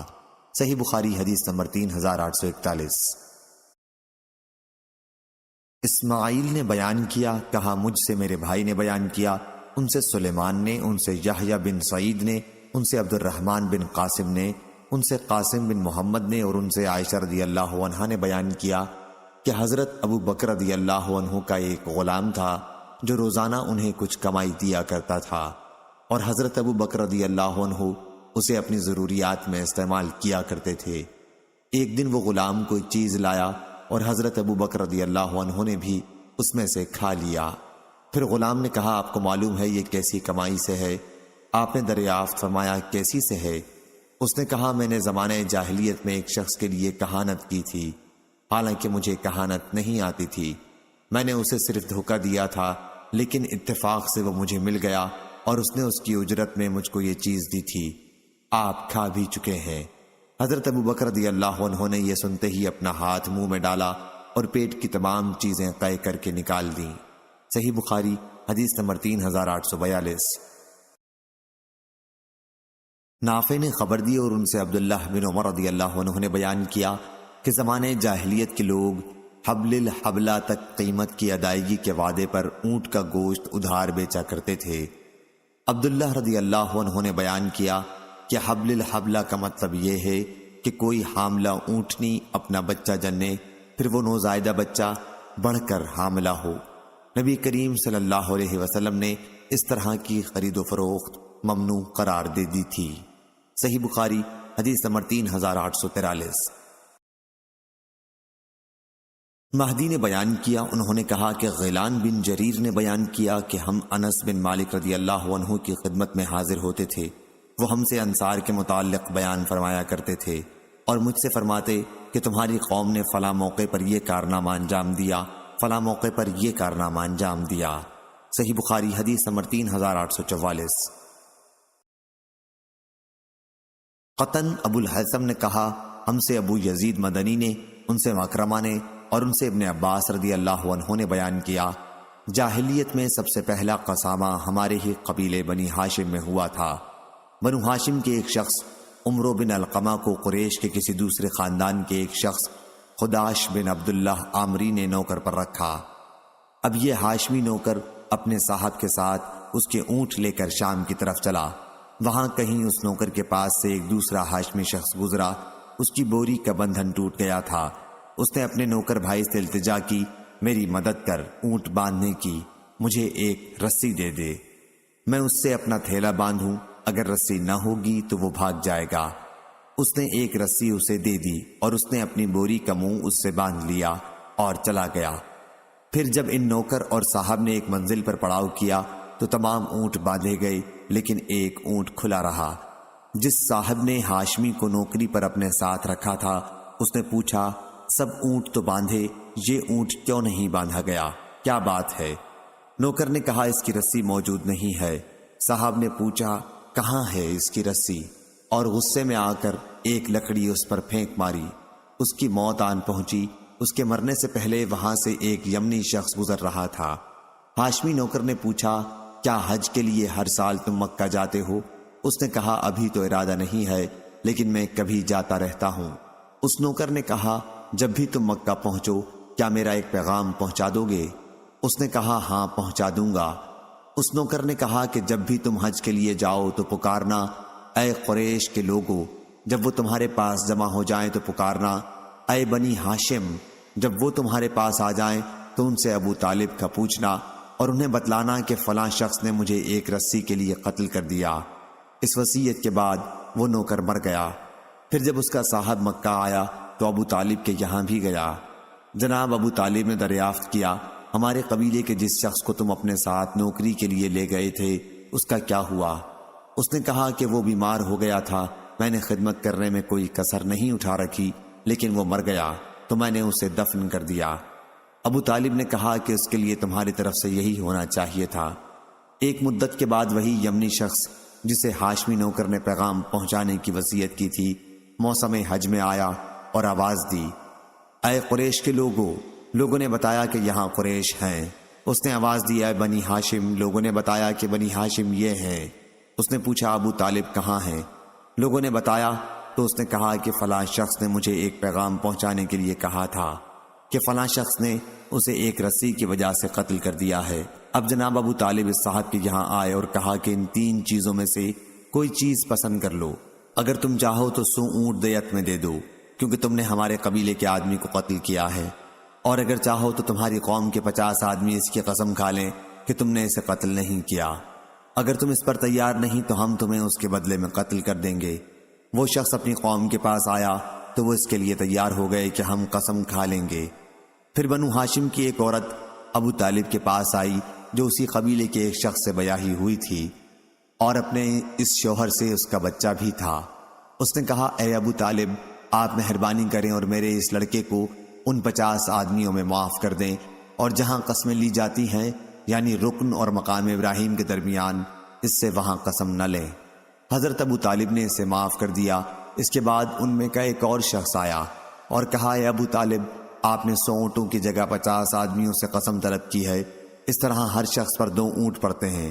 یہ اونٹ میری طرف سے آپ قبول کر لیں اور مجھے اس مقام پر قسم کے لیے مجبور نہ کریں جہاں قسم لی جاتی ہے۔ حضرت ابو طالب نے اسے بھی منظور کر لیا۔ اس کے بعد بقیہ 48 جو آدمی آئے اور انہوں نے قسم کھا لی۔ ابن عباس رضی اللہ عنہ نے کہا، اس ذات کی قسم جس کے ہاتھ میں میری جان ہے، ابھی اس واقعے کو پورا سال بھی نہیں گزرا تھا کہ ان 48 آدمیوں میں سے ایک بھی ایسا نہیں رہا جو آنکھ ہلاتا۔ صحیح بخاری حدیث نمبر 3845۔ اسامہ نے بیان کیا، ان سے حشام نے، ان سے ان کے والد نے، اور ان سے حضرت عائشہ رضی اللہ عنہا نے بیان کیا کہ بعث کی لڑائی اللہ تعالیٰ نے مصلحت کی وجہ سے رسول اللہ صلی اللہ علیہ وسلم سے پہلے برپا کرا دی تھی۔ حضرت صلی اللہ علیہ وسلم جب مدینہ تشریف لائے تو یہاں انصار کی جماعت میں پھوٹ پڑی ہوئی تھی۔ ان کے سردار مارے جا چکے تھے یا زخمی ہو چکے تھے۔ اللہ تعالیٰ نے اس لڑائی کو اس لیے پہلے برپا کیا تھا کہ انصار اسلام میں داخل ہو جائیں۔ صحیح بخاری حدیث نمبر 3846۔ عمروں نے خبر دی، انہیں بکیر بن اشج نے اور عبداللہ بن عباس رضی اللہ عنہ کے مولا کریم نے ان سے بیان کیا کہ عبداللہ بن عباس رضی اللہ عنہ نے بتایا، صفا اور مروہ کے درمیان نالے کے اندر زور سے دوڑنا سنت نہیں ہے۔ یہاں جاہلیت کے دور میں لوگ تیزی کے ساتھ دوڑا کرتے تھے کہ ہم تو اس پتھریلی جگہ سے دوڑ ہی کر پار ہوں گے۔ صحیح بخاری حدیث نمبر 3847۔ سفیان نے بیان کیا، انہوں نے کہا، ہم کو مطرف نے خبر دی، کہا میں نے ابو سفر سے سنا، وہ بیان کرتے تھے کہ میں نے عبداللہ بن عباس رضی اللہ عنہ سے سنا۔ انہوں نے کہا، اے لوگو، میری باتیں سنو کہ میں تم سے بیان کرتا ہوں، اور جو کچھ تم نے سمجھا ہے وہ مجھے سناؤ۔ ایسا نہ ہو کہ تم لوگ یہاں سے اٹھ کر بغیر سمجھے چلے جاؤ اور پھر کہنے لگو کہ ابن عباس رضی اللہ عنہ نے یوں کہا اور ابن عباس رضی اللہ عنہ نے یوں کہا۔ جو شخص بھی بیت اللہ کا طواف کرے تو وہ حتیم کے پیچھے سے طواف کرے، اور حجر کو حتیم نہ کہا کرو، یہ جاہلیت کا نام ہے۔ اس وقت لوگوں میں جب کوئی کسی بات کی قسم کھاتا تو اپنا کوڑا، جوتا یا کمان وہاں پھینک دیتا۔ صحیح بخاری حدیث نمبر 3848۔ حشیم نے بیان کیا، ان سے حسین نے، ان سے عمر بن میمون نے بیان کیا کہ میں نے زمانہ جاہلیت میں ایک بندریا دیکھی، اس کے چاروں طرف بہت سے بندر جمع ہو گئے تھے۔ اس بندریا نے زنا کرایا تھا، اس لیے سبوں نے مل کر اسے رجم کیا اور ان کے ساتھ میں بھی پتھر مارنے میں شریک ہوا۔ صحیح بخاری حدیث نمبر 3849۔ سفیان نے بیان کیا، ان سے عبید اللہ نے، اور انہوں نے حضرت عبداللہ بن عباس رضی اللہ عنہ سے سنا، انہوں نے کہا کہ جاہلیت کی عادتوں میں سے یہ عادتیں ہیں: نسب کے معاملے میں طعنہ مارنا اور میت پر نوحہ کرنا۔ تیسری عادت کے متعلق عبید اللہ راوی بھول گئے تھے، اور سفیان نے بیان کیا کہ لوگ کہتے ہیں کہ وہ تیسری بات ستاروں کو بارش کی علت سمجھنا ہے۔ صحیح بخاری حدیث نمبر 3850۔ نظر نے بیان کیا، کہا ان سے حشام نے، ان سے اکرمہ نے، اور ان سے حضرت ابن عباس رضی اللہ عنہ نے بیان کیا کہ جب رسول اللہ صلی اللہ علیہ وسلم کی 40 سال کی عمر ہوئی تو آپ پر وحی نازل ہوئی۔ اس کے بعد حضرت صلی اللہ علیہ وسلم 13 سال مکہ مکرمہ میں رہے، پھر آپ کو ہجرت کا حکم ہوا اور آپ مدینہ منورہ ہجرت کر کے چلے گئے، وہاں 10 سال رہے، پھر آپ نے وفات فرمائی صلی اللہ علیہ وسلم۔ اس حساب سے کل عمر شریف آپ کی 63 سال ہوتی ہے، اور یہی صحیح ہے۔ صحیح بخاری حدیث نمبر 3851۔ سفیان بن عینہ نے بیان کیا، کہا ہم سے بیان بن بشر اور اسماعیل بن ابو خالد نے بیان کیا، کہا کہ ہم نے قیس بن ابو حازم سے سنا، وہ بیان کرتے تھے کہ میں نے خباب بن ارد سے سنا، انہوں نے بیان کیا کہ میں رسول اللہ صلی اللہ علیہ وسلم کی خدمت میں حاضر ہوا تو آپ کعبے کے سائے تلے چادر مبارک پر ٹیک لگائے بیٹھے تھے۔ ہم لوگ مشرکین سے انتہائی تکالیف اٹھا رہے تھے۔ میں نے عرض کیا، یا رسول اللہ، اللہ تعالیٰ سے آپ دعا کیوں نہیں فرماتے؟ اس پر آپ سیدھے بیٹھ گئے، چہرہ مبارک غصے میں سرخ ہو گیا، اور فرمایا، تم سے پہلے ایسے لوگ گزر چکے ہیں کہ لوہے کے کنگھوں کو ان کے گوشت اور پٹھوں سے گزار کر ان کی ہڈیوں تک پہنچا دیا گیا، اور یہ معاملہ بھی انہیں ان کے دین سے نہ پھیر سکا۔ کسی کے سر پر آرا رکھ کر اس کے 2 ٹکڑے کر دیے گئے، اور یہ بھی انہیں ان کے دین سے نہ پھیر سکا۔ اس دین اسلام کو تو اللہ تعالیٰ خود ہی ایک دن تمام و کمال تک پہنچائے گا کہ ایک سوار صنعاء سے حضر موت تک تنہا جائے گا، اور راستے میں اسے اللہ کے سوا اور کسی کا خوف نہ ہوگا۔ بیان نے اپنی روایت میں یہ زیادہ کیا کہ سوائے بھیڑیے کے کہ اس سے اپنی بکریوں کے معاملے میں اسے ڈر ہوگا۔ صحیح بخاری حدیث نمبر 3852۔ شعیب نے بیان کیا، ان سے ابو اسحاق نے، ان سے اسود نے، اور ان سے عبداللہ بن مسعود رضی اللہ عنہ نے کہ نبی کریم صلی اللہ علیہ وسلم نے سورہ نجم پڑھی اور سجدہ کیا۔ اس وقت آپ کے ساتھ تمام لوگوں نے سجدہ کیا، صرف ایک شخص کو میں نے دیکھا کہ اپنے ہاتھ میں اس نے کنکریاں اٹھا کر اس پر اپنا سر رکھ دیا اور کہنے لگا کہ میرے لیے بس اتنا ہی کافی ہے۔ میں نے پھر اسے دیکھا کہ کفر کی حالت میں وہ قتل کیا گیا۔ صحیح بخاری حدیث نمبر 3853۔ غندر نے بیان کیا، کہا ہم سے شعبہ نے، ان سے ابو اسحاق نے، ان سے عمر بن میمون نے، اور ان سے عبداللہ بن مسعود رضی اللہ عنہ نے بیان کیا کہ نبی کریم صلی اللہ علیہ وسلم نماز پڑھتے ہوئے سجدے کی حالت میں تھے۔ قریش کے کچھ لوگ وہیں ارد گرد موجود تھے۔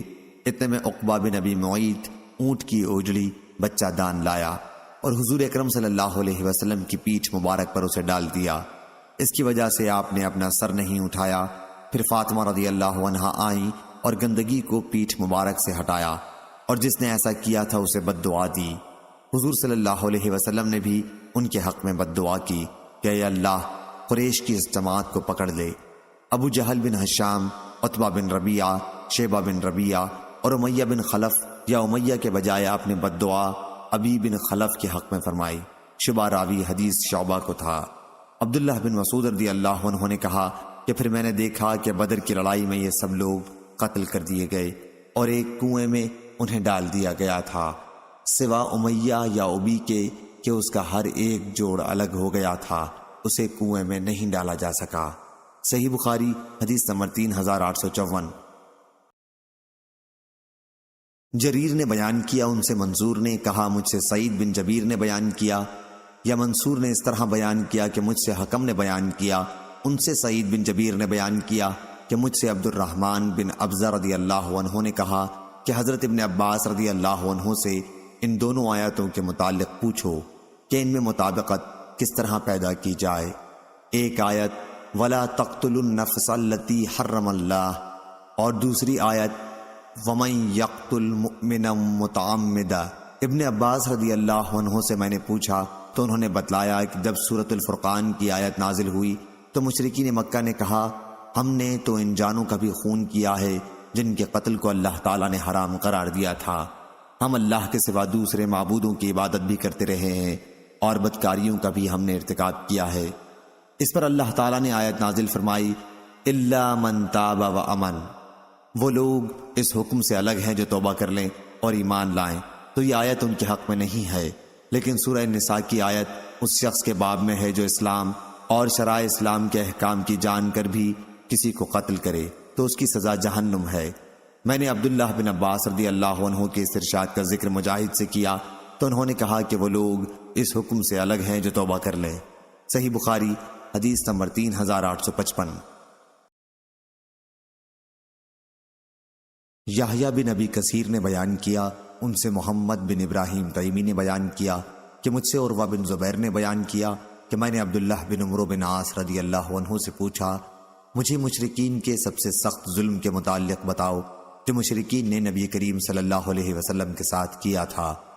انہوں نے کہا کہ نبی کریم صلی اللہ علیہ وسلم حتیم میں نماز پڑھ رہے تھے کہ عقبہ بن ابی معیط آیا اور ظالم اپنا کپڑا حضور اکرم صلی اللہ علیہ وسلم کی گردن مبارک میں پھنسا کر زور سے آپ کا گلا گھونٹنے لگا۔ اتنے میں حضرت ابو بکر صدیق رضی اللہ عنہ آ گئے اور انہوں نے اس بدبخت کا کندھا پکڑ کر حضرت کے پاس سے ہٹا دیا اور کہا کیا تم لوگ ایک شخص کو صرف اس لیے مار ڈالنا چاہتے ہو کہ وہ کہتا ہے کہ میرا رب اللہ ہے؟ الآیت۔ عیاش بن ولید کے ساتھ اس روایت کی مطابقت ابن اسحاق نے کی اور بیان کیا کہ مجھ سے یحییٰ بن عروہ نے بیان کیا اور ان سے عروہ نے کہ میں نے حضرت عبداللہ بن عمرو رضی اللہ عنہ سے پوچھا اور عبدہ نے بیان کیا ان سے حشام نے ان سے ان کے والد نے کہ حضرت عمرو بن عاص رضی اللہ عنہ سے کہا گیا اور محمد بن عمرو نے بیان کیا ان سے ابو سلمہ نے، اس میں یوں ہے کہ مجھ سے حضرت عمرو بن عاص رضی اللہ عنہ نے بیان کیا۔ صحیح بخاری حدیث نمبر 3856۔ عبداللہ بن حماد عاملی نے بیان کیا، کہا کہ مجھ سے یحییٰ بن معین نے بیان کیا، کہا ہم سے اسماعیل بن مجاہد نے بیان کیا، ان سے بیان نے ان سے وبرہ نے اور ان سے حمام بن حارث نے بیان کیا کہ عمار بن یاسر رضی اللہ عنہ نے کہا میں نے رسول اللہ صلی اللہ علیہ وسلم کو اس حالت میں بھی دیکھا ہے جب حضرت صلی اللہ علیہ وسلم کے ساتھ 5 غلام 2 عورتوں اور ابو بکر صدیق رضی اللہ عنہ کے سوا اور کوئی مسلمان نہیں تھا۔ صحیح بخاری حدیث نمبر 3857۔ ابو اسامہ نے خبر دی، انہوں نے کہا ہم سے ہاشم بن ہاشم نے بیان کیا، کہا کہ میں نے سعید بن مسیب سے سنا، کہا کہ میں نے ابو اسحاق سعد بن ابی وقاص رضی اللہ عنہ سے سنا، انہوں نے بیان کیا کہ جس دن میں اسلام لایا ہوں دوسرے لوگ بھی اسی دن اسلام لائے اور اسلام میں داخل ہونے والے تیسرے آدمی کی حیثیت سے مجھ پر 7 دن گزرے۔ صحیح بخاری حدیث نمبر 3858۔ مسعر نے بیان کیا، ان سے معان بن عبد الرحمن نے بیان کیا، کہا کہ میں نے اپنے والد سے سنا، انہوں نے بیان کیا کہ میں نے مسروق سے پوچھا کہ جس رات میں جنہوں نے قرآن مجید سنا تھا اس کی خبر نبی کریم صلی اللہ علیہ وسلم کو کس نے دی تھی؟ مسروق نے کہا کہ مجھ سے تمہارے والد حضرت عبداللہ بن مسعود رضی اللہ عنہ نے بیان کیا کہ حضرت صلی اللہ علیہ وسلم کو جنوں کی خبر ایک ببول کے درخت نے دی تھی۔ صحیح بخاری حدیث نمبر 3859۔ عمرو بن یحییٰ بن سعید نے بیان کیا، انہوں نے کہا کہ مجھے میرے دادا نے خبر دی اور انہیں ابو ہریرہ رضی اللہ عنہ نے کہ وہ رسول اللہ صلی اللہ علیہ وسلم کے وضو اور قضاء حاجت کے لیے پانی کا ایک برتن لیے ہوئے آپ کے پیچھے پیچھے چل رہے تھے کہ حضور صلی اللہ علیہ وسلم نے فرمایا یہ کون صاحب ہیں؟ بتایا کہ ابو ہریرہ رضی اللہ عنہ ہے۔ حضرت صلی اللہ علیہ وسلم نے فرمایا کہ استنجے کے لیے چند پتھر تلاش کر لا اور ہاں ہڈی اور لید نہ لانا۔ پھر میں پتھر لے کر حاضر ہوا، میں انہیں اپنے کپڑے میں رکھے ہوئے تھا اور لا کر آپ کے قریب اسے رکھ دیا اور وہاں سے واپس چلا آیا۔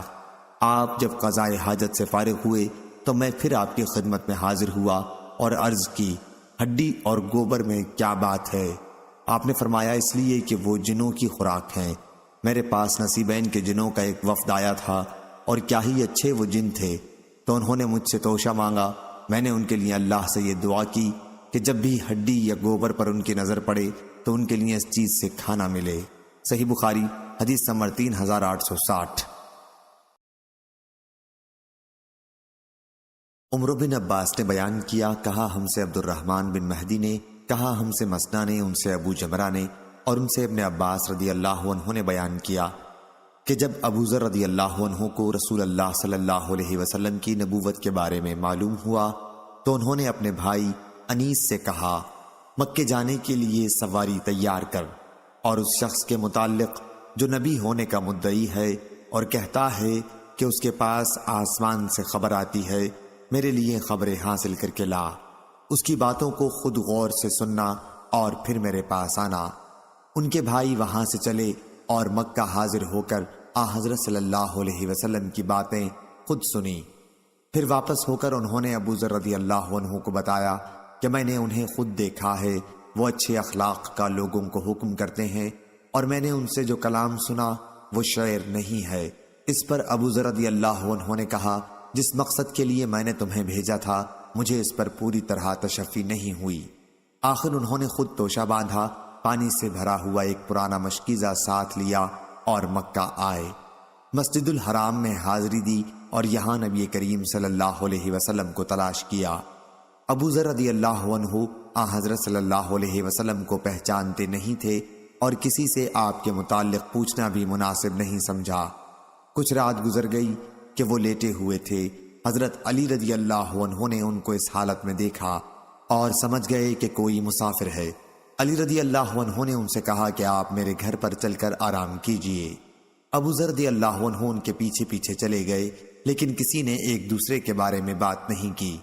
جب صبح ہوئی تو ابو ذر رضی اللہ عنہ نے اپنا مشکیزہ اور توشہ اٹھایا اور مسجد الحرام میں آ گئے۔ یہ دن بھی یوں ہی گزر گیا اور وہ نبی کریم صلی اللہ علیہ وسلم کو نہ دیکھ سکے۔ شام ہوئی تو سونے کی تیاری کرنے لگے۔ علی رضی اللہ عنہ پھر وہاں سے گزرے اور سمجھ گئے کہ ابھی اپنے ٹھکانے جانے کا وقت اس شخص پر نہیں آیا۔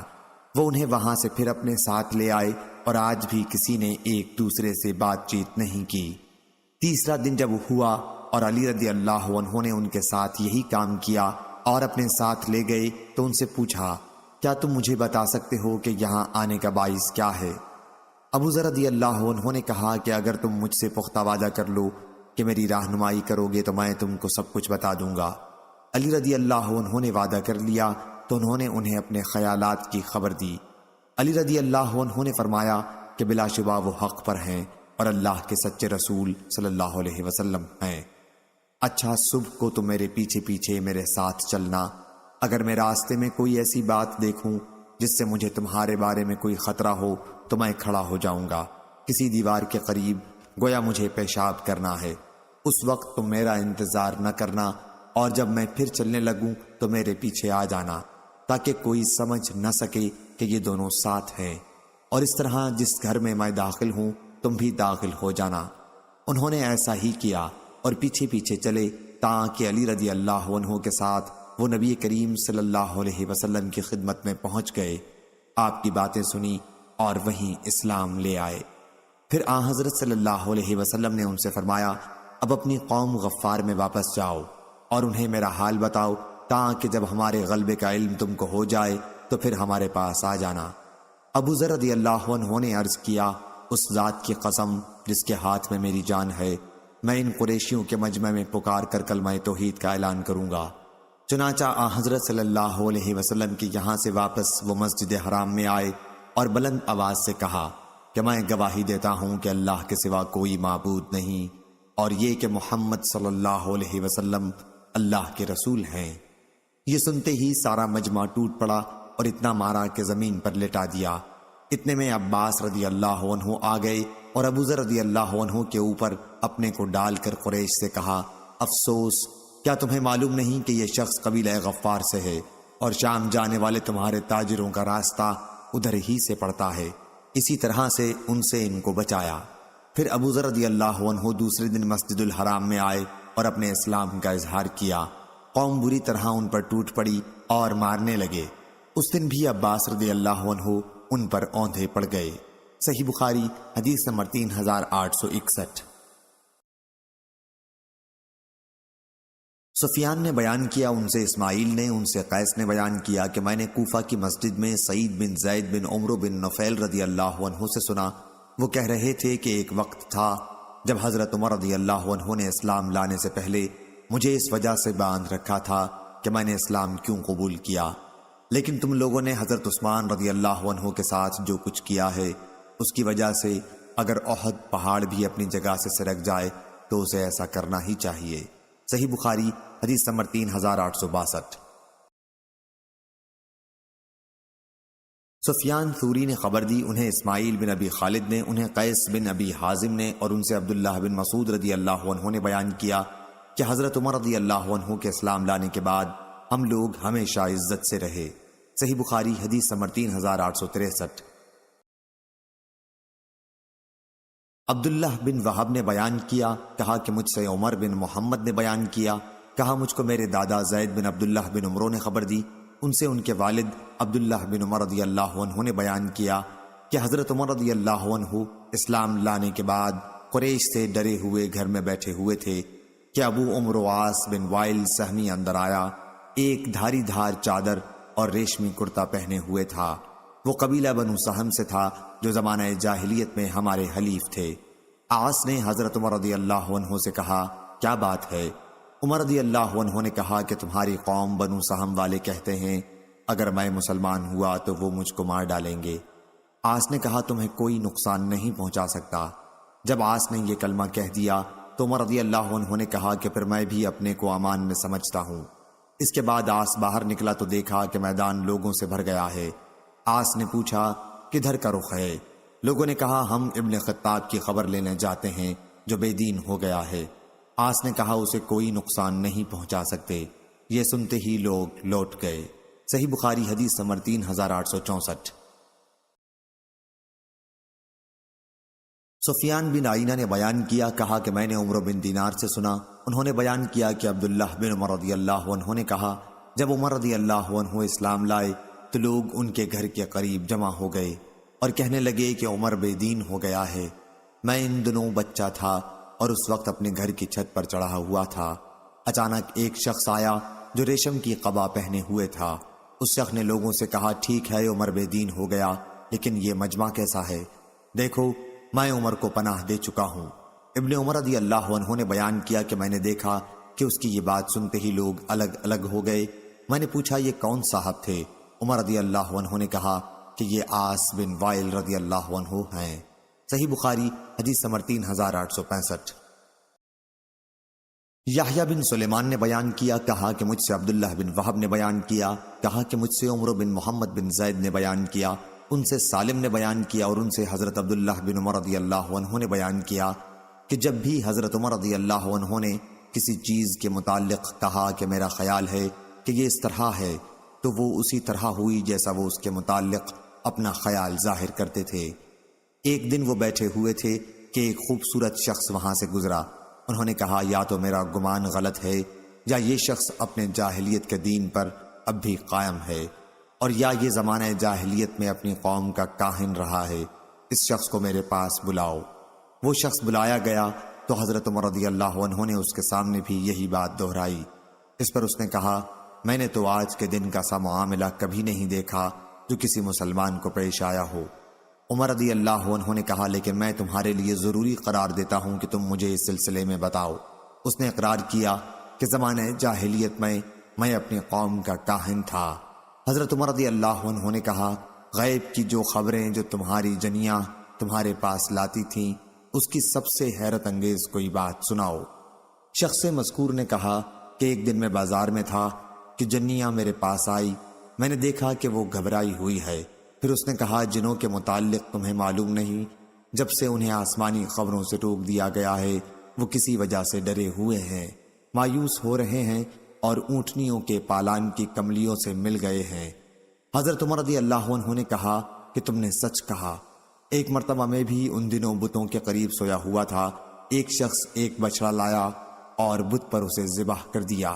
اس کے اندر سے اس قدر زور کی آواز نکلی کہ میں نے ایسی شدید چیخ کبھی نہیں سنی تھی۔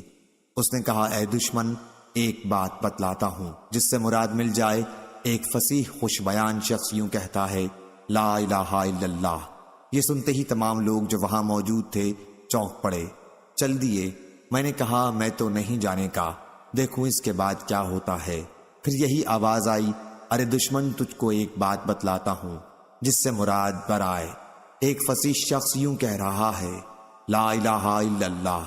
اس وقت میں کھڑا ہوا اور ابھی کچھ دیر نہیں گزری تھی کہ لوگ کہنے لگے، یہ حضرت محمد صلی اللہ علیہ وسلم اللہ کے سچے رسول ہیں۔ صحیح بخاری حدیث نمبر 3866۔ یحییٰ نے بیان کیا، کہا ہم سے اسماعیل نے بیان کیا، کہا ہم سے قیس نے، کہا کہ میں نے سعید بن زید رضی اللہ عنہ سے سنا۔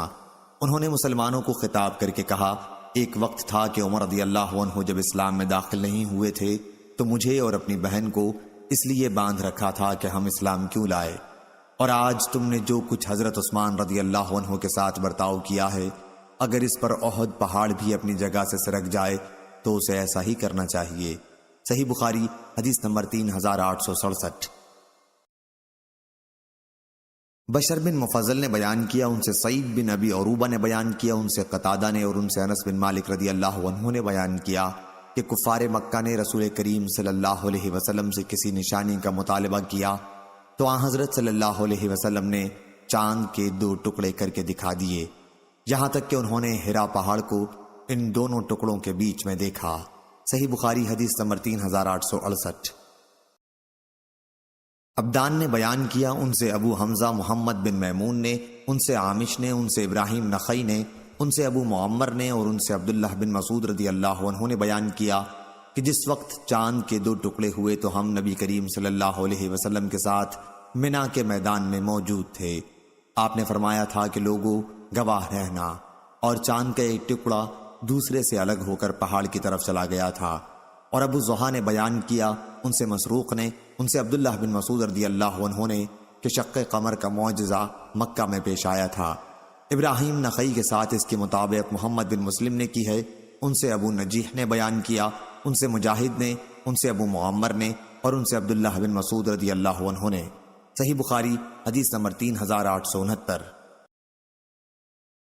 عثمان بن صالح نے بیان کیا، انہوں نے کہا ہم سے بکر بن مضر نے بیان کیا، انہوں نے کہا کہ مجھ سے جعفر بن ربیعہ نے بیان کیا، ان سے عراق بن مالک نے، ان سے عبید اللہ بن عبداللہ بن عتبہ بن مسعود نے، اور ان سے عبداللہ بن عباس رضی اللہ عنہ نے بیان کیا کہ نبی کریم صلی اللہ علیہ وسلم کے زمانے میں بلا شک و شبہ چاند پھٹ گیا تھا۔ صحیح بخاری حدیث نمبر 3870۔ عمر بن حفص نے بیان کیا، کہا ہم سے ہمارے والد نے بیان کیا، کہا ہم سے عامش نے بیان کیا، کہا ہم سے ابراہیم نخعی نے بیان کیا، ان سے ابو معمر نے، اور ان سے حضرت عبداللہ بن مسعود رضی اللہ عنہ نے بیان کیا کہ چاند پھٹ گیا تھا۔ صحیح بخاری حدیث نمبر 3871۔ ہشام بن یوسف نے بیان کیا، انہیں معمر نے خبر دی، انہیں زہری نے کہا کہ ہم سے عروہ بن زبیر نے بیان کیا، انہیں عبید اللہ بن عدی بن خیار نے خبر دی، انہیں مسور بن مخرمہ اور عبد الرحمن بن اسود بن عبد یغوث نے کہ ان دونوں نے عبید اللہ بن عدی بن خیار سے کہا، تم اپنے ماموں امیر المؤمنین عثمان رضی اللہ عنہ سے ان کے بھائی ولید بن عقبہ بن ابی معیط کے باب میں گفتگو کیوں نہیں کرتے؟ ہوا یہ تھا کہ لوگوں نے اس پر بہت اعتراض کیا تھا جو حضرت عثمان نے ولید کے ساتھ کیا تھا۔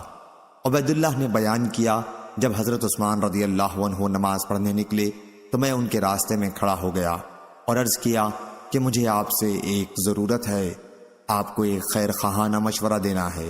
اس پر انہوں نے کہا، بھلے آدمی، تم سے تو میں خدا کی پناہ مانگتا ہوں۔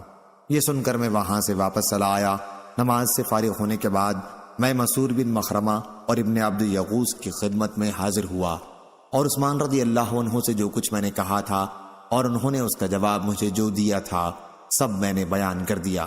ان لوگوں نے کہا، تم نے اپنا حق ادا کر دیا۔ ابھی میں اس مجلس میں بیٹھا تھا کہ عثمان رضی اللہ عنہ کا آدمی میرے پاس بلانے کے لیے آیا۔ ان لوگوں نے مجھ سے کہا تمہیں اللہ تعالیٰ نے امتحان میں ڈالا ہے۔ آخر میں وہاں سے چلا اور حضرت عثمان رضی اللہ عنہ کی خدمت میں حاضر ہوا۔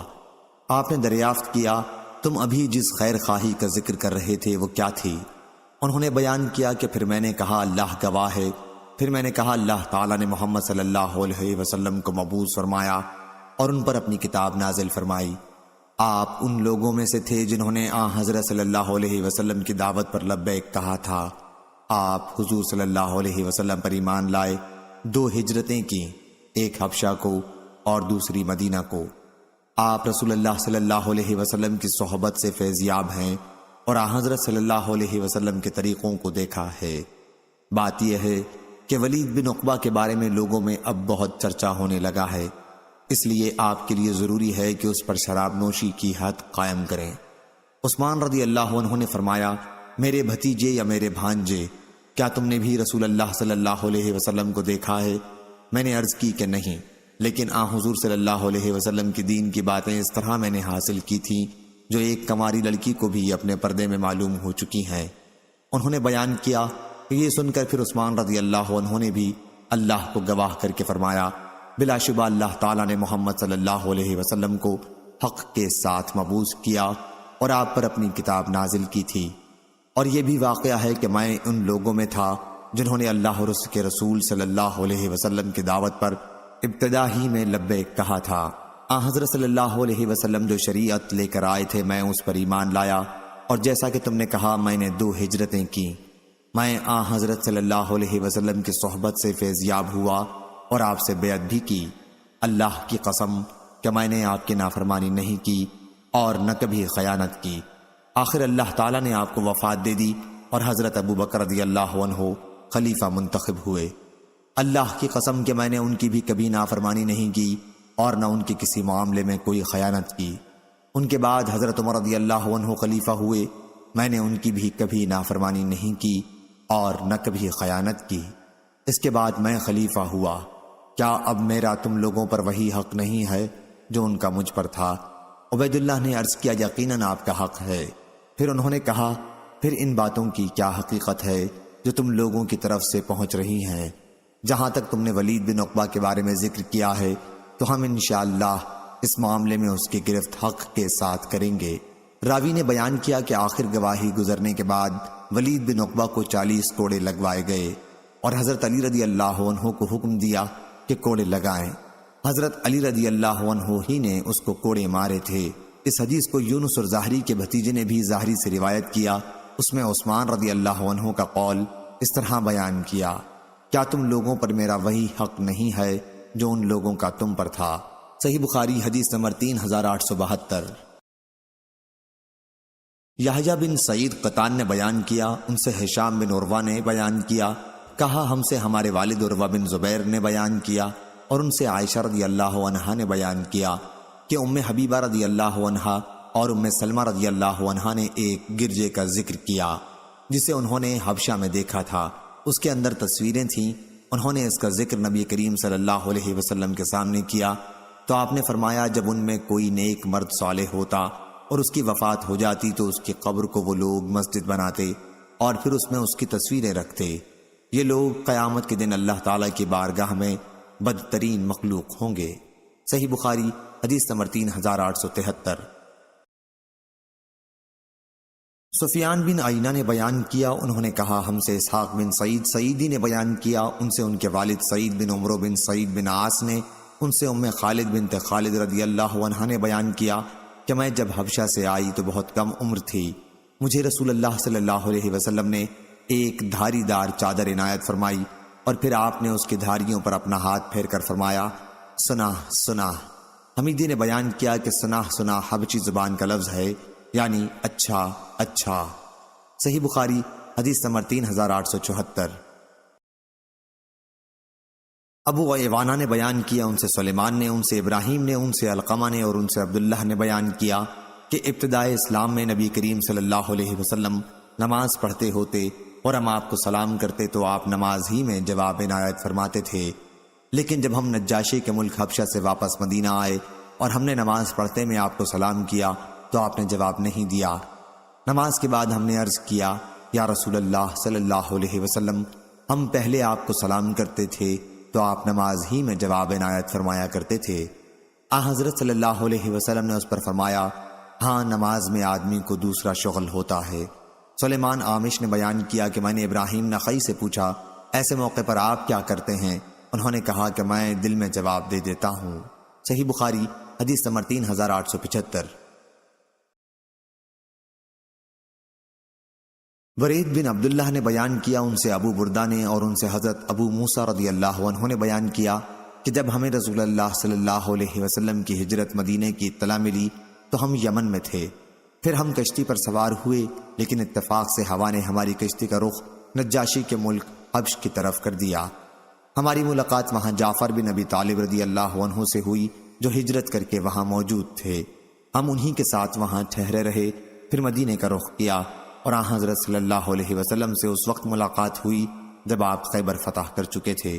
آن حضرت صلی اللہ علیہ وسلم نے فرمایا، تم نے اے کشتی والو 2 ہجرتیں کی ہیں۔ صحیح بخاری حدیث نمبر 3876۔ سفیان بن عینہ نے بیان کیا، ان سے ابن جریج نے، ان سے عطا بن ابی رباح نے اور ان سے حضرت جابر رضی اللہ عنہ نے بیان کیا کہ جس دن نجاشی حبشہ کے بادشاہ کی وفات ہوئی تو آن حضرت صلی اللہ علیہ وسلم نے فرمایا، آج ایک مرد صالح اس دنیا سے چلا گیا، اٹھو اور اپنے بھائی اسحامہ کی نماز جنازہ پڑھ لو۔ صحیح بخاری حدیث نمبر 3877۔ عبد الاعلی بن حماد نے بیان کیا، انہوں نے کہا ہم سے زید بن زری نے بیان کیا، انہوں نے کہا ہم سے سعید بن ابی عروبہ نے بیان کیا، انہوں نے کہا ہم سے قتادہ نے بیان کیا، ان سے عطا بن ابی رباح نے بیان کیا اور ان سے جابر بن عبداللہ انصاری رضی اللہ عنہ نے کہ نبی کریم صلی اللہ علیہ وسلم نے نجاشی کے جنازہ کی نماز پڑھی تھی اور ہم صف باندھ کر آپ کے پیچھے کھڑے ہوئے، میں دوسری یا تیسری صف میں تھا۔ صحیح بخاری حدیث نمبر 3878۔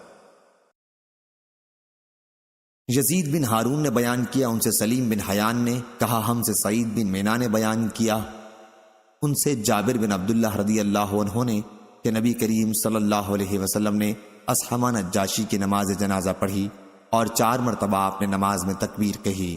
یزید بن ہارون کے ساتھ اس حدیث کو عبد الصمد بن عبد الوارث نے بھی سلیم بن حیان سے روایت کیا ہے۔ صحیح بخاری حدیث نمبر 3879۔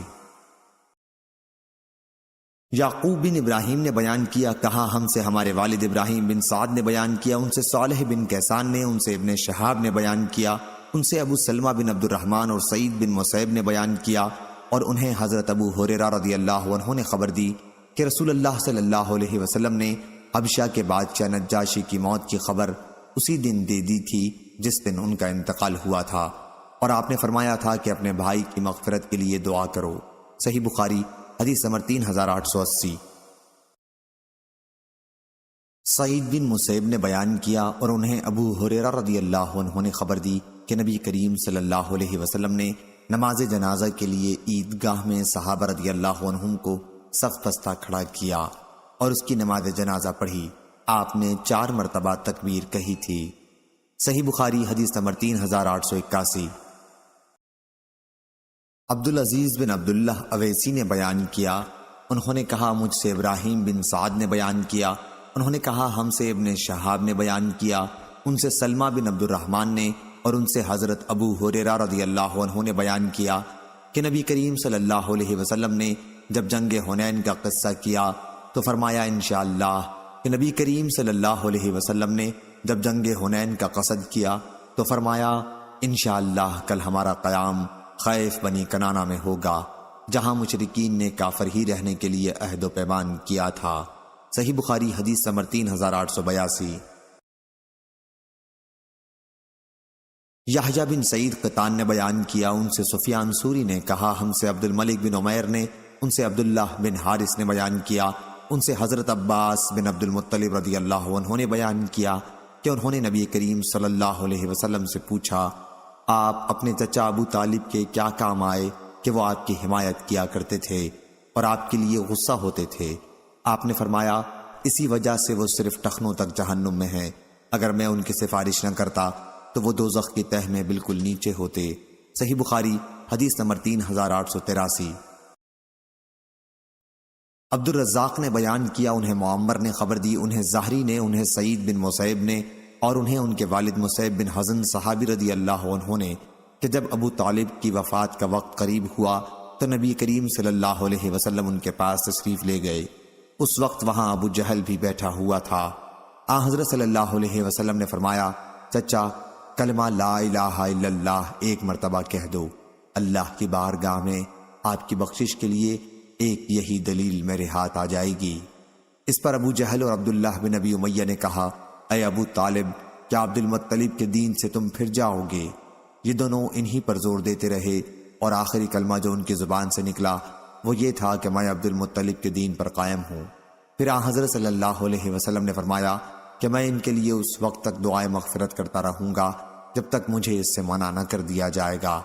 چنانچہ سورہ برات میں یہ آیت نازل ہوئی، نبی کے لیے اور مسلمانوں کے لیے مناسب نہیں ہے کہ مشرکین کے لیے دعائے مغفرت کریں، خواہ وہ ان کے ناتے والے ہی کیوں نہ ہوں۔ جب ان کے سامنے یہ بات واضح ہو گئی کہ وہ دوزخی ہیں، اور سورہ قصص میں یہ آیت نازل ہوئی، بے شک جسے آپ چاہیں ہدایت نہیں کر سکتے۔ صحیح بخاری حدیث نمبر 3884۔ لیث بن سعد نے بیان کیا، کہا ہم سے یزید بن عبداللہ ابن الحاد نے، ان سے عبداللہ بن خباب نے، اور ان سے ابو سعید خدری رضی اللہ عنہ نے کہ انہوں نے نبی کریم صلی اللہ علیہ وسلم سے سنا، آپ کی مجلس میں آپ کے چچا کا ذکر ہو رہا تھا، تو آپ نے فرمایا شاید قیامت کے دن انہیں میری شفاعت کام آ جائے اور انہیں صرف ٹخنوں تک جہنم میں رکھا جائے جس سے ان کا دماغ کھولے گا۔ ہم سے ابراہیم بن حمزہ نے بیان کیا، کہا ہم سے ابن ابو حازم اور دراوردی نے بیان کیا یزید سے اسی مذکورہ حدیث کی طرح، البتہ اس روایت میں یہ بھی ہے کہ ابو طالب کے دماغ کا بھیجا اس سے کھولے گا۔ روایت میں ابو طابق کا ذکر ہے، یہی وجہ مناسبت باب ہے۔ صحیح بخاری حدیث نمبر 3885۔ لیث نے بیان کیا، ان سے عقیل نے، ان سے ابن شہاب نے کہ مجھ سے کہا ابو سلمہ بن عبد الرحمن نے کہ میں نے حضرت جابر بن عبداللہ رضی اللہ عنہ سے سنا، اور انہوں نے رسول اللہ صلی اللہ علیہ وسلم سے سنا۔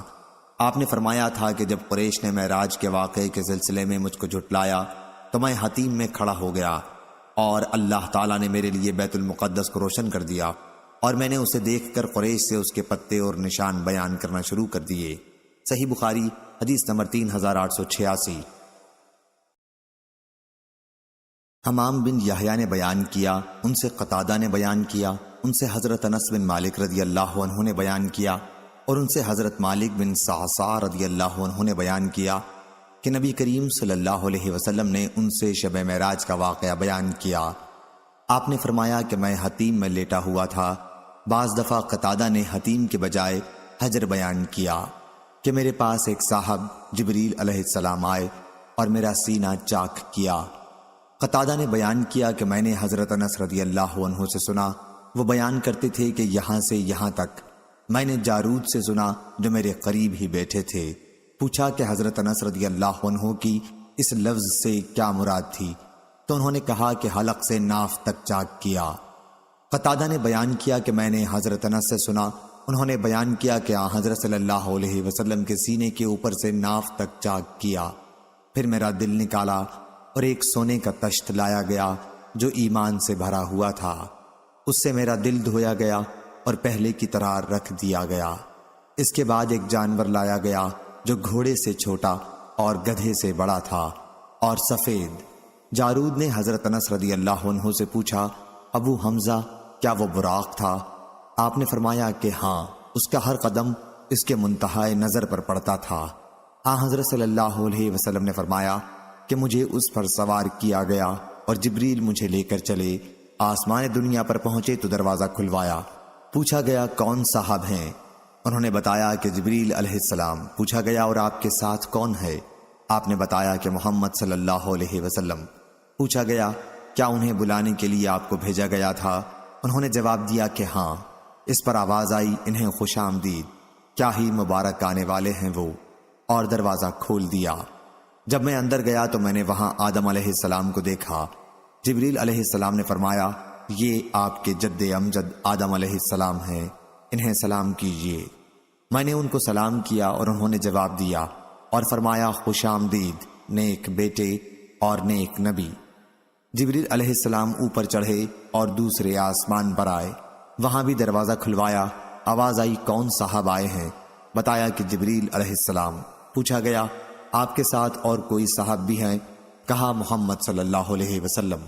پوچھا گیا کیا آپ کو انہیں بلانے کے لیے بھیجا گیا تھا؟ انہوں نے جواب دیا کہ ہاں۔ پھر آواز آئی انہیں خوش آمدید، کیا ہی اچھے آنے والے ہیں وہ۔ پھر دروازہ کھلا اور میں اندر آ گیا تو وہاں یحییٰ اور عیسیٰ علیہ السلام موجود تھے، یہ دونوں خالہ زاد بھائی ہیں۔ جبریل علیہ السلام نے فرمایا یہ عیسیٰ اور یحییٰ علیہ السلام ہیں، انہیں سلام کیجیے۔ میں نے سلام کیا اور ان حضرات نے میرے سلام کا جواب دیا اور فرمایا خوش آمدید نیک نبی اور نیک بھائی۔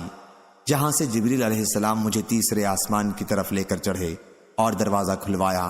پوچھا گیا کون صاحب آئے ہیں؟ جواب دیا۔ جبریل سے پوچھا گیا کہ آپ کے ساتھ کون صاحب آئے ہیں؟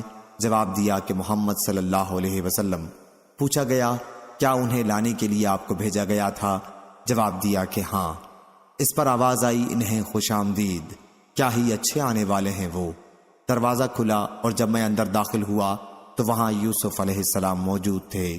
جبریل علیہ السلام نے فرمایا یہ یوسف علیہ السلام ہیں، انہیں سلام کیجیے۔ میں نے سلام کیا تو انہوں نے جواب دیا اور فرمایا خوش آمدید نیک نبی اور نیک بھائی۔ پھر جبریل علیہ السلام مجھے لے کر اوپر چڑھے اور چوتھے آسمان پر پہنچے۔ دروازہ کھلوایا تو پوچھا گیا کون صاحب ہیں؟ بتایا کہ جبریل۔ پوچھا گیا اور آپ کے ساتھ کون ہے؟ کہا کہ محمد صلی اللہ علیہ وسلم۔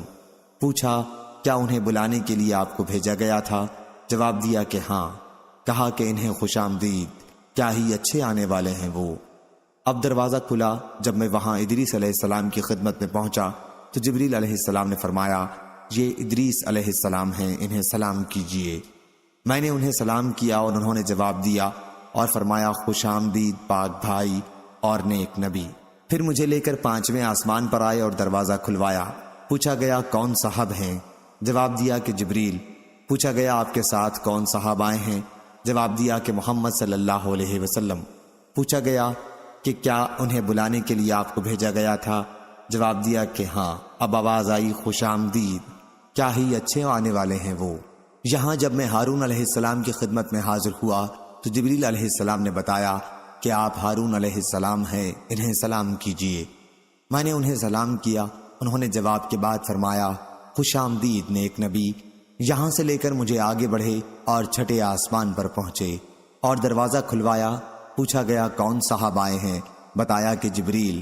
آپ کے ساتھ کوئی دوسرے صاحب بھی آئے ہیں؟ جواب دیا کہ محمد صلی اللہ علیہ وسلم۔ پوچھا گیا کیا انہیں بلانے کے لیے آپ کو بھیجا گیا تھا؟ جواب دیا کہ ہاں۔ پھر کہا انہیں خوش آمدید، کیا ہی اچھے آنے والے ہیں وہ۔ میں جب وہاں موسیٰ علیہ السلام کی خدمت میں حاضر ہوا تو جبریل علیہ السلام نے فرمایا کہ یہ موسیٰ علیہ السلام ہیں، انہیں سلام کیجیے۔ میں نے سلام کیا اور انہوں نے جواب کے بعد فرمایا خوش آمدید نیک نبی اور نیک بھائی۔ جب میں آگے بڑھا تو وہ رونے لگے۔ کسی نے پوچھا آپ رو کیوں رہے ہیں؟ تو انہوں نے فرمایا میں اس پر رو رہا ہوں کہ یہ لڑکا میرے بعد نبی بنا کر بھیجا گیا، لیکن جنت میں اس کی امت کے لوگ میری امت سے زیادہ ہوں گے۔ پھر جبریل علیہ السلام مجھے لے کر ساتویں آسمان کی طرف گئے اور دروازہ کھلوایا۔ پوچھا گیا کون صاحب آئے ہیں؟ جواب دیا کہ جبریل۔ پوچھا گیا اور آپ کے ساتھ کون صاحب آئے ہیں؟ جواب دیا کہ محمد صلی اللہ علیہ وسلم۔ پوچھا گیا کیا انہیں بلانے کے لیے آپ کو بھیجا گیا تھا؟ جواب دیا کہ ہاں۔ کہا کہ انہیں خوش آمدید، کیا ہی اچھے آنے والے ہیں وہ۔ میں جب اندر گیا تو ابراہیم علیہ السلام تشریف رکھتے تھے۔ جبریل علیہ السلام نے فرمایا کہ یہ آپ کے جد امجد ہیں، انہیں سلام کیجیے۔ حضرت صلی اللہ علیہ وسلم نے فرمایا کہ میں نے ان کو سلام کیا تو انہوں نے جواب دیا اور فرمایا خوش آمدید نیک نبی اور نیک بیٹے۔ پھر سدرۃ المنتہا کو میرے سامنے کر دیا گیا۔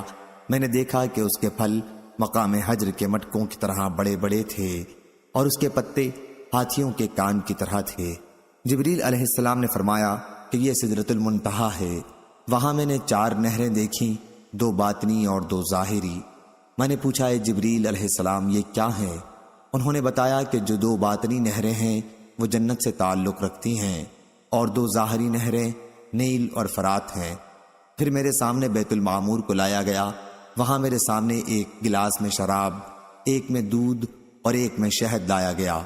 میں نے دودھ کا گلاس لے لیا تو جبریل علیہ السلام نے فرمایا، یہی فطرت ہے اور آپ اس پر قائم ہیں اور آپ کی امت بھی۔ پھر مجھ پر روزانہ 50 نمازیں فرض کی گئیں۔ میں واپس ہوا اور موسیٰ علیہ السلام کے پاس سے گزرا تو انہوں نے پوچھا، کس چیز کا آپ کو حکم ہوا؟ میں نے کہا کہ روزانہ 50 وقت کی نمازوں کا۔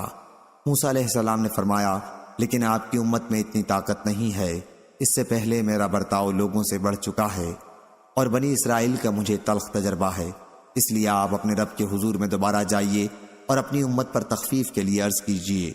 چنانچہ میں اللہ تعالیٰ کے دربار میں حاضر ہوا اور تخفیف کے لیے عرض کی تو 10 وقت کی نمازیں کم کر دی گئیں۔ پھر میں جب واپسی میں موسیٰ علیہ السلام کے پاس سے گزرا تو انہوں نے پھر وہی سوال کیا۔ میں دوبارہ بارگاہ رب تعالیٰ میں حاضر ہوا اور اس مرتبہ بھی 10 وقت کی نمازیں کم ہوئیں۔ پھر میں موسیٰ علیہ السلام کے پاس سے گزرا تو انہوں نے وہی مطالبہ کیا۔ میں نے اس مرتبہ بھی بارگاہ رب تعالیٰ میں حاضر ہو کر 10 وقت کی نمازیں کم کرائیں۔ موسیٰ علیہ السلام کے پاس سے پھر گزرا اور اس مرتبہ بھی انہوں نے اپنی رائے کا اظہار کیا۔ پھر بارگاہ الہی میں حاضر ہوا تو مجھے 10 وقت کی نمازوں کا حکم ہوا۔ میں واپس ہونے لگا تو آپ نے پھر وہی کہا۔ اب بارگاہ الہی میں حاضر ہوا تو روزانہ صرف 5 وقت کی نمازوں کا حکم باقی رہا۔ موسیٰ علیہ السلام کے پاس آیا تو آپ نے دریافت فرمایا، اب کیا حکم ہوا؟ میں نے حضرت موسیٰ علیہ السلام کو بتایا کہ روزانہ 5 وقت کی نمازوں کا حکم ہوا ہے۔ فرمایا کہ آپ کی امت اس کی بھی طاقت نہیں رکھتی، میرا برتاؤ آپ سے پہلے لوگوں کے ساتھ ہو چکا ہے اور بنی اسرائیل کا مجھے تلخ تجربہ ہے۔ اپنے رب کے دربار میں پھر حاضر ہو کر تخفیف کے لیے عرض کیجیے۔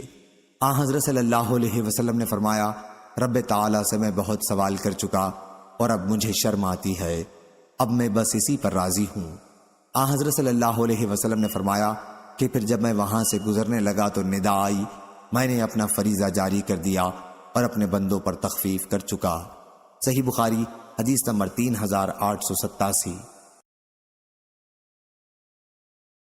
سفیان بن عیینہ نے بیان کیا، ان سے عمرو بن دینار نے بیان کیا، ان سے اکرمہ نے اور ان سے حضرت عبداللہ بن عباس رضی اللہ عنہ نے اللہ تعالیٰ کے ارشاد، وَمَا جَعَلْنَا الرُّؤْيَا الَّتِي أَرَيْنَاكَ إِلَّا فِتْنَةً لِلنَّاسِ، اور جو رویا ہم نے آپ کو دکھایا اس سے مقصد صرف لوگوں کا امتحان تھا۔ فرمایا کہ اس میں رویا سے آنکھ سے دیکھنا ہی مراد ہے جو رسول اللہ صلی اللہ علیہ وسلم کو اس معراج کی رات میں دکھایا گیا تھا جس میں آپ کو بیت المقدس تک لے جایا گیا تھا، اور قرآن مجید میں شجرۃ الملعونہ کا ذکر آیا ہے، وہ تھوہر کا درخت ہے۔ صحیح بخاری حدیث نمبر 3888۔ عقیل نے بیان کیا، ان سے ابن شہاب نے، دوسری سند امام بخاری نے کہا، اور ہم سے احمد بن صالح نے بیان کیا، کہا ہم سے عنبسہ بن خالد نے بیان کیا، ہم سے یونس بن یزید نے بیان کیا، ان سے ابن شہاب نے بیان کیا کہ مجھے عبد الرحمن بن عبداللہ بن کعب بن مالک نے خبر دی، اور انہیں عبداللہ بن کعب نے، جب وہ نابینا ہو گئے تو وہ چلتے پھرتے وقت ان کو پکڑ کر لے چلتے تھے۔ انہوں نے بیان کیا کہ میں نے کعب بن مالک رضی اللہ عنہ سے سنا کہ وہ غزوہ تبوک میں شریک نہ ہونے کا طویل واقعہ بیان کرتے تھے۔ ابن بکیر نے اپنی روایت میں بیان کیا کہ حضرت کعب نے کہا کہ میں نبی کریم صلی اللہ علیہ وسلم کے پاس عقبہ کی رات میں حاضر تھا جب ہم نے اسلام پر قائم رہنے کا پختہ عہد کیا تھا۔ میرے نزدیک لیلۃ العقبہ کی بیعت بدر کی لڑائی میں حاضری سے بھی زیادہ پسند ہے، اگرچہ لوگوں میں بدر کا چرچا اس سے زیادہ ہے۔ صحیح بخاری حدیث نمبر 3889۔ سفیان بن عیینہ نے بیان کیا، کہا کہ عمرو بن دینار کہا کرتے تھے کہ میں نے حضرت جابر بن عبداللہ رضی اللہ عنہ سے سنا، انہوں نے بیان کیا کہ میرے 2 ماموں مجھے بھی بیعت عقبہ میں ساتھ لے گئے تھے۔ ابو عبداللہ امام بخاری نے کہا کہ ابن عیینہ نے بیان کیا، ان میں سے ایک حضرت برا بن معرور رضی اللہ عنہ تھے۔ صحیح بخاری حدیث نمبر 3890۔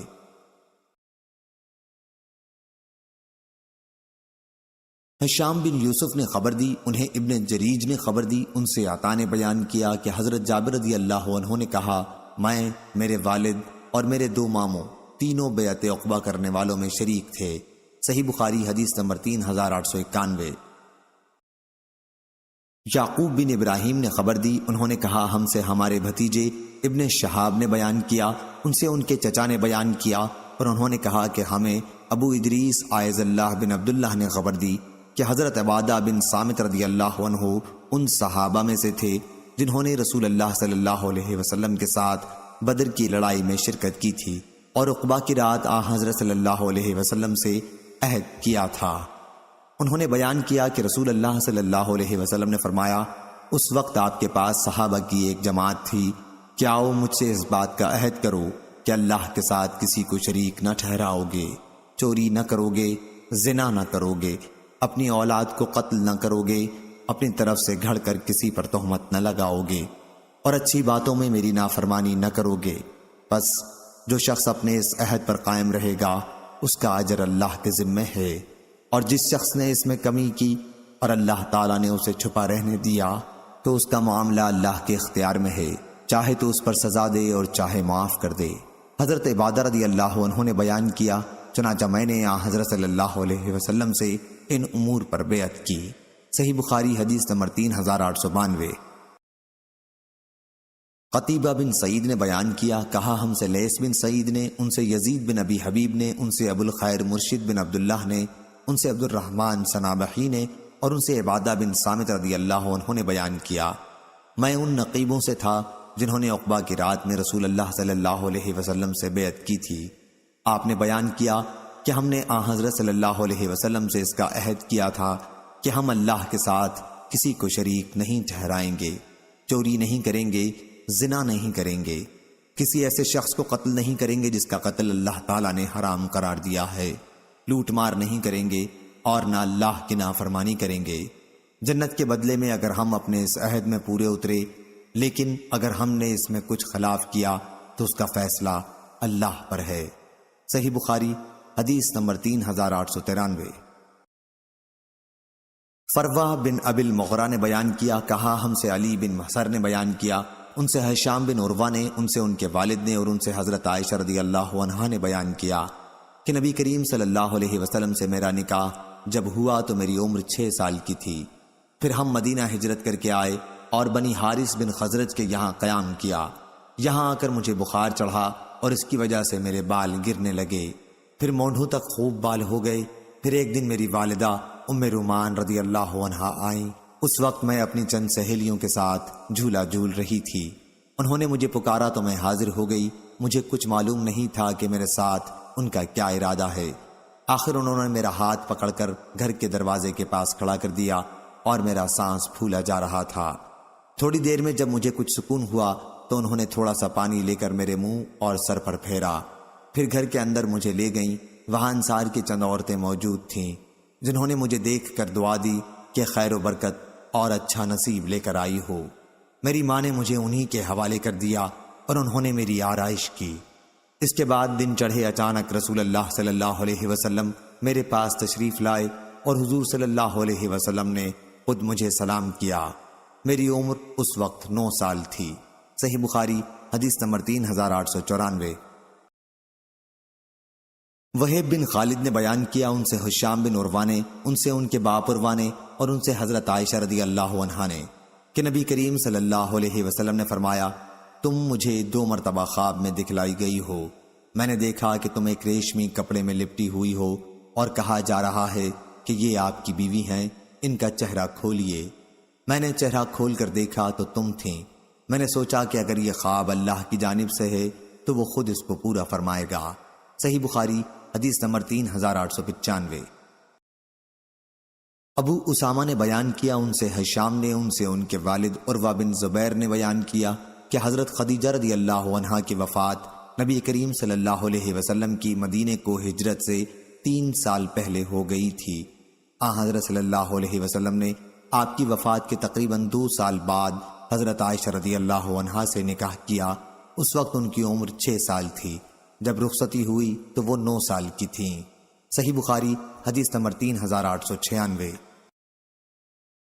سفیان بن عینہ نے بیان کیا، ان سے عامش نے بیان کیا، کہا کہ میں نے ابو وائل شفیق بن سلمہ سے سنا، انہوں نے بیان کیا کہ ہم خباب بن عرط رضی اللہ عنہ کی عیادت کے لیے گئے تو انہوں نے کہا کہ نبی کریم صلی اللہ علیہ وسلم کے ساتھ ہم نے صرف اللہ کی خوشنودی حاصل کرنے کے لیے ہجرت کی تھی، اللہ تعالی ہمیں اس کا اجر دے گا۔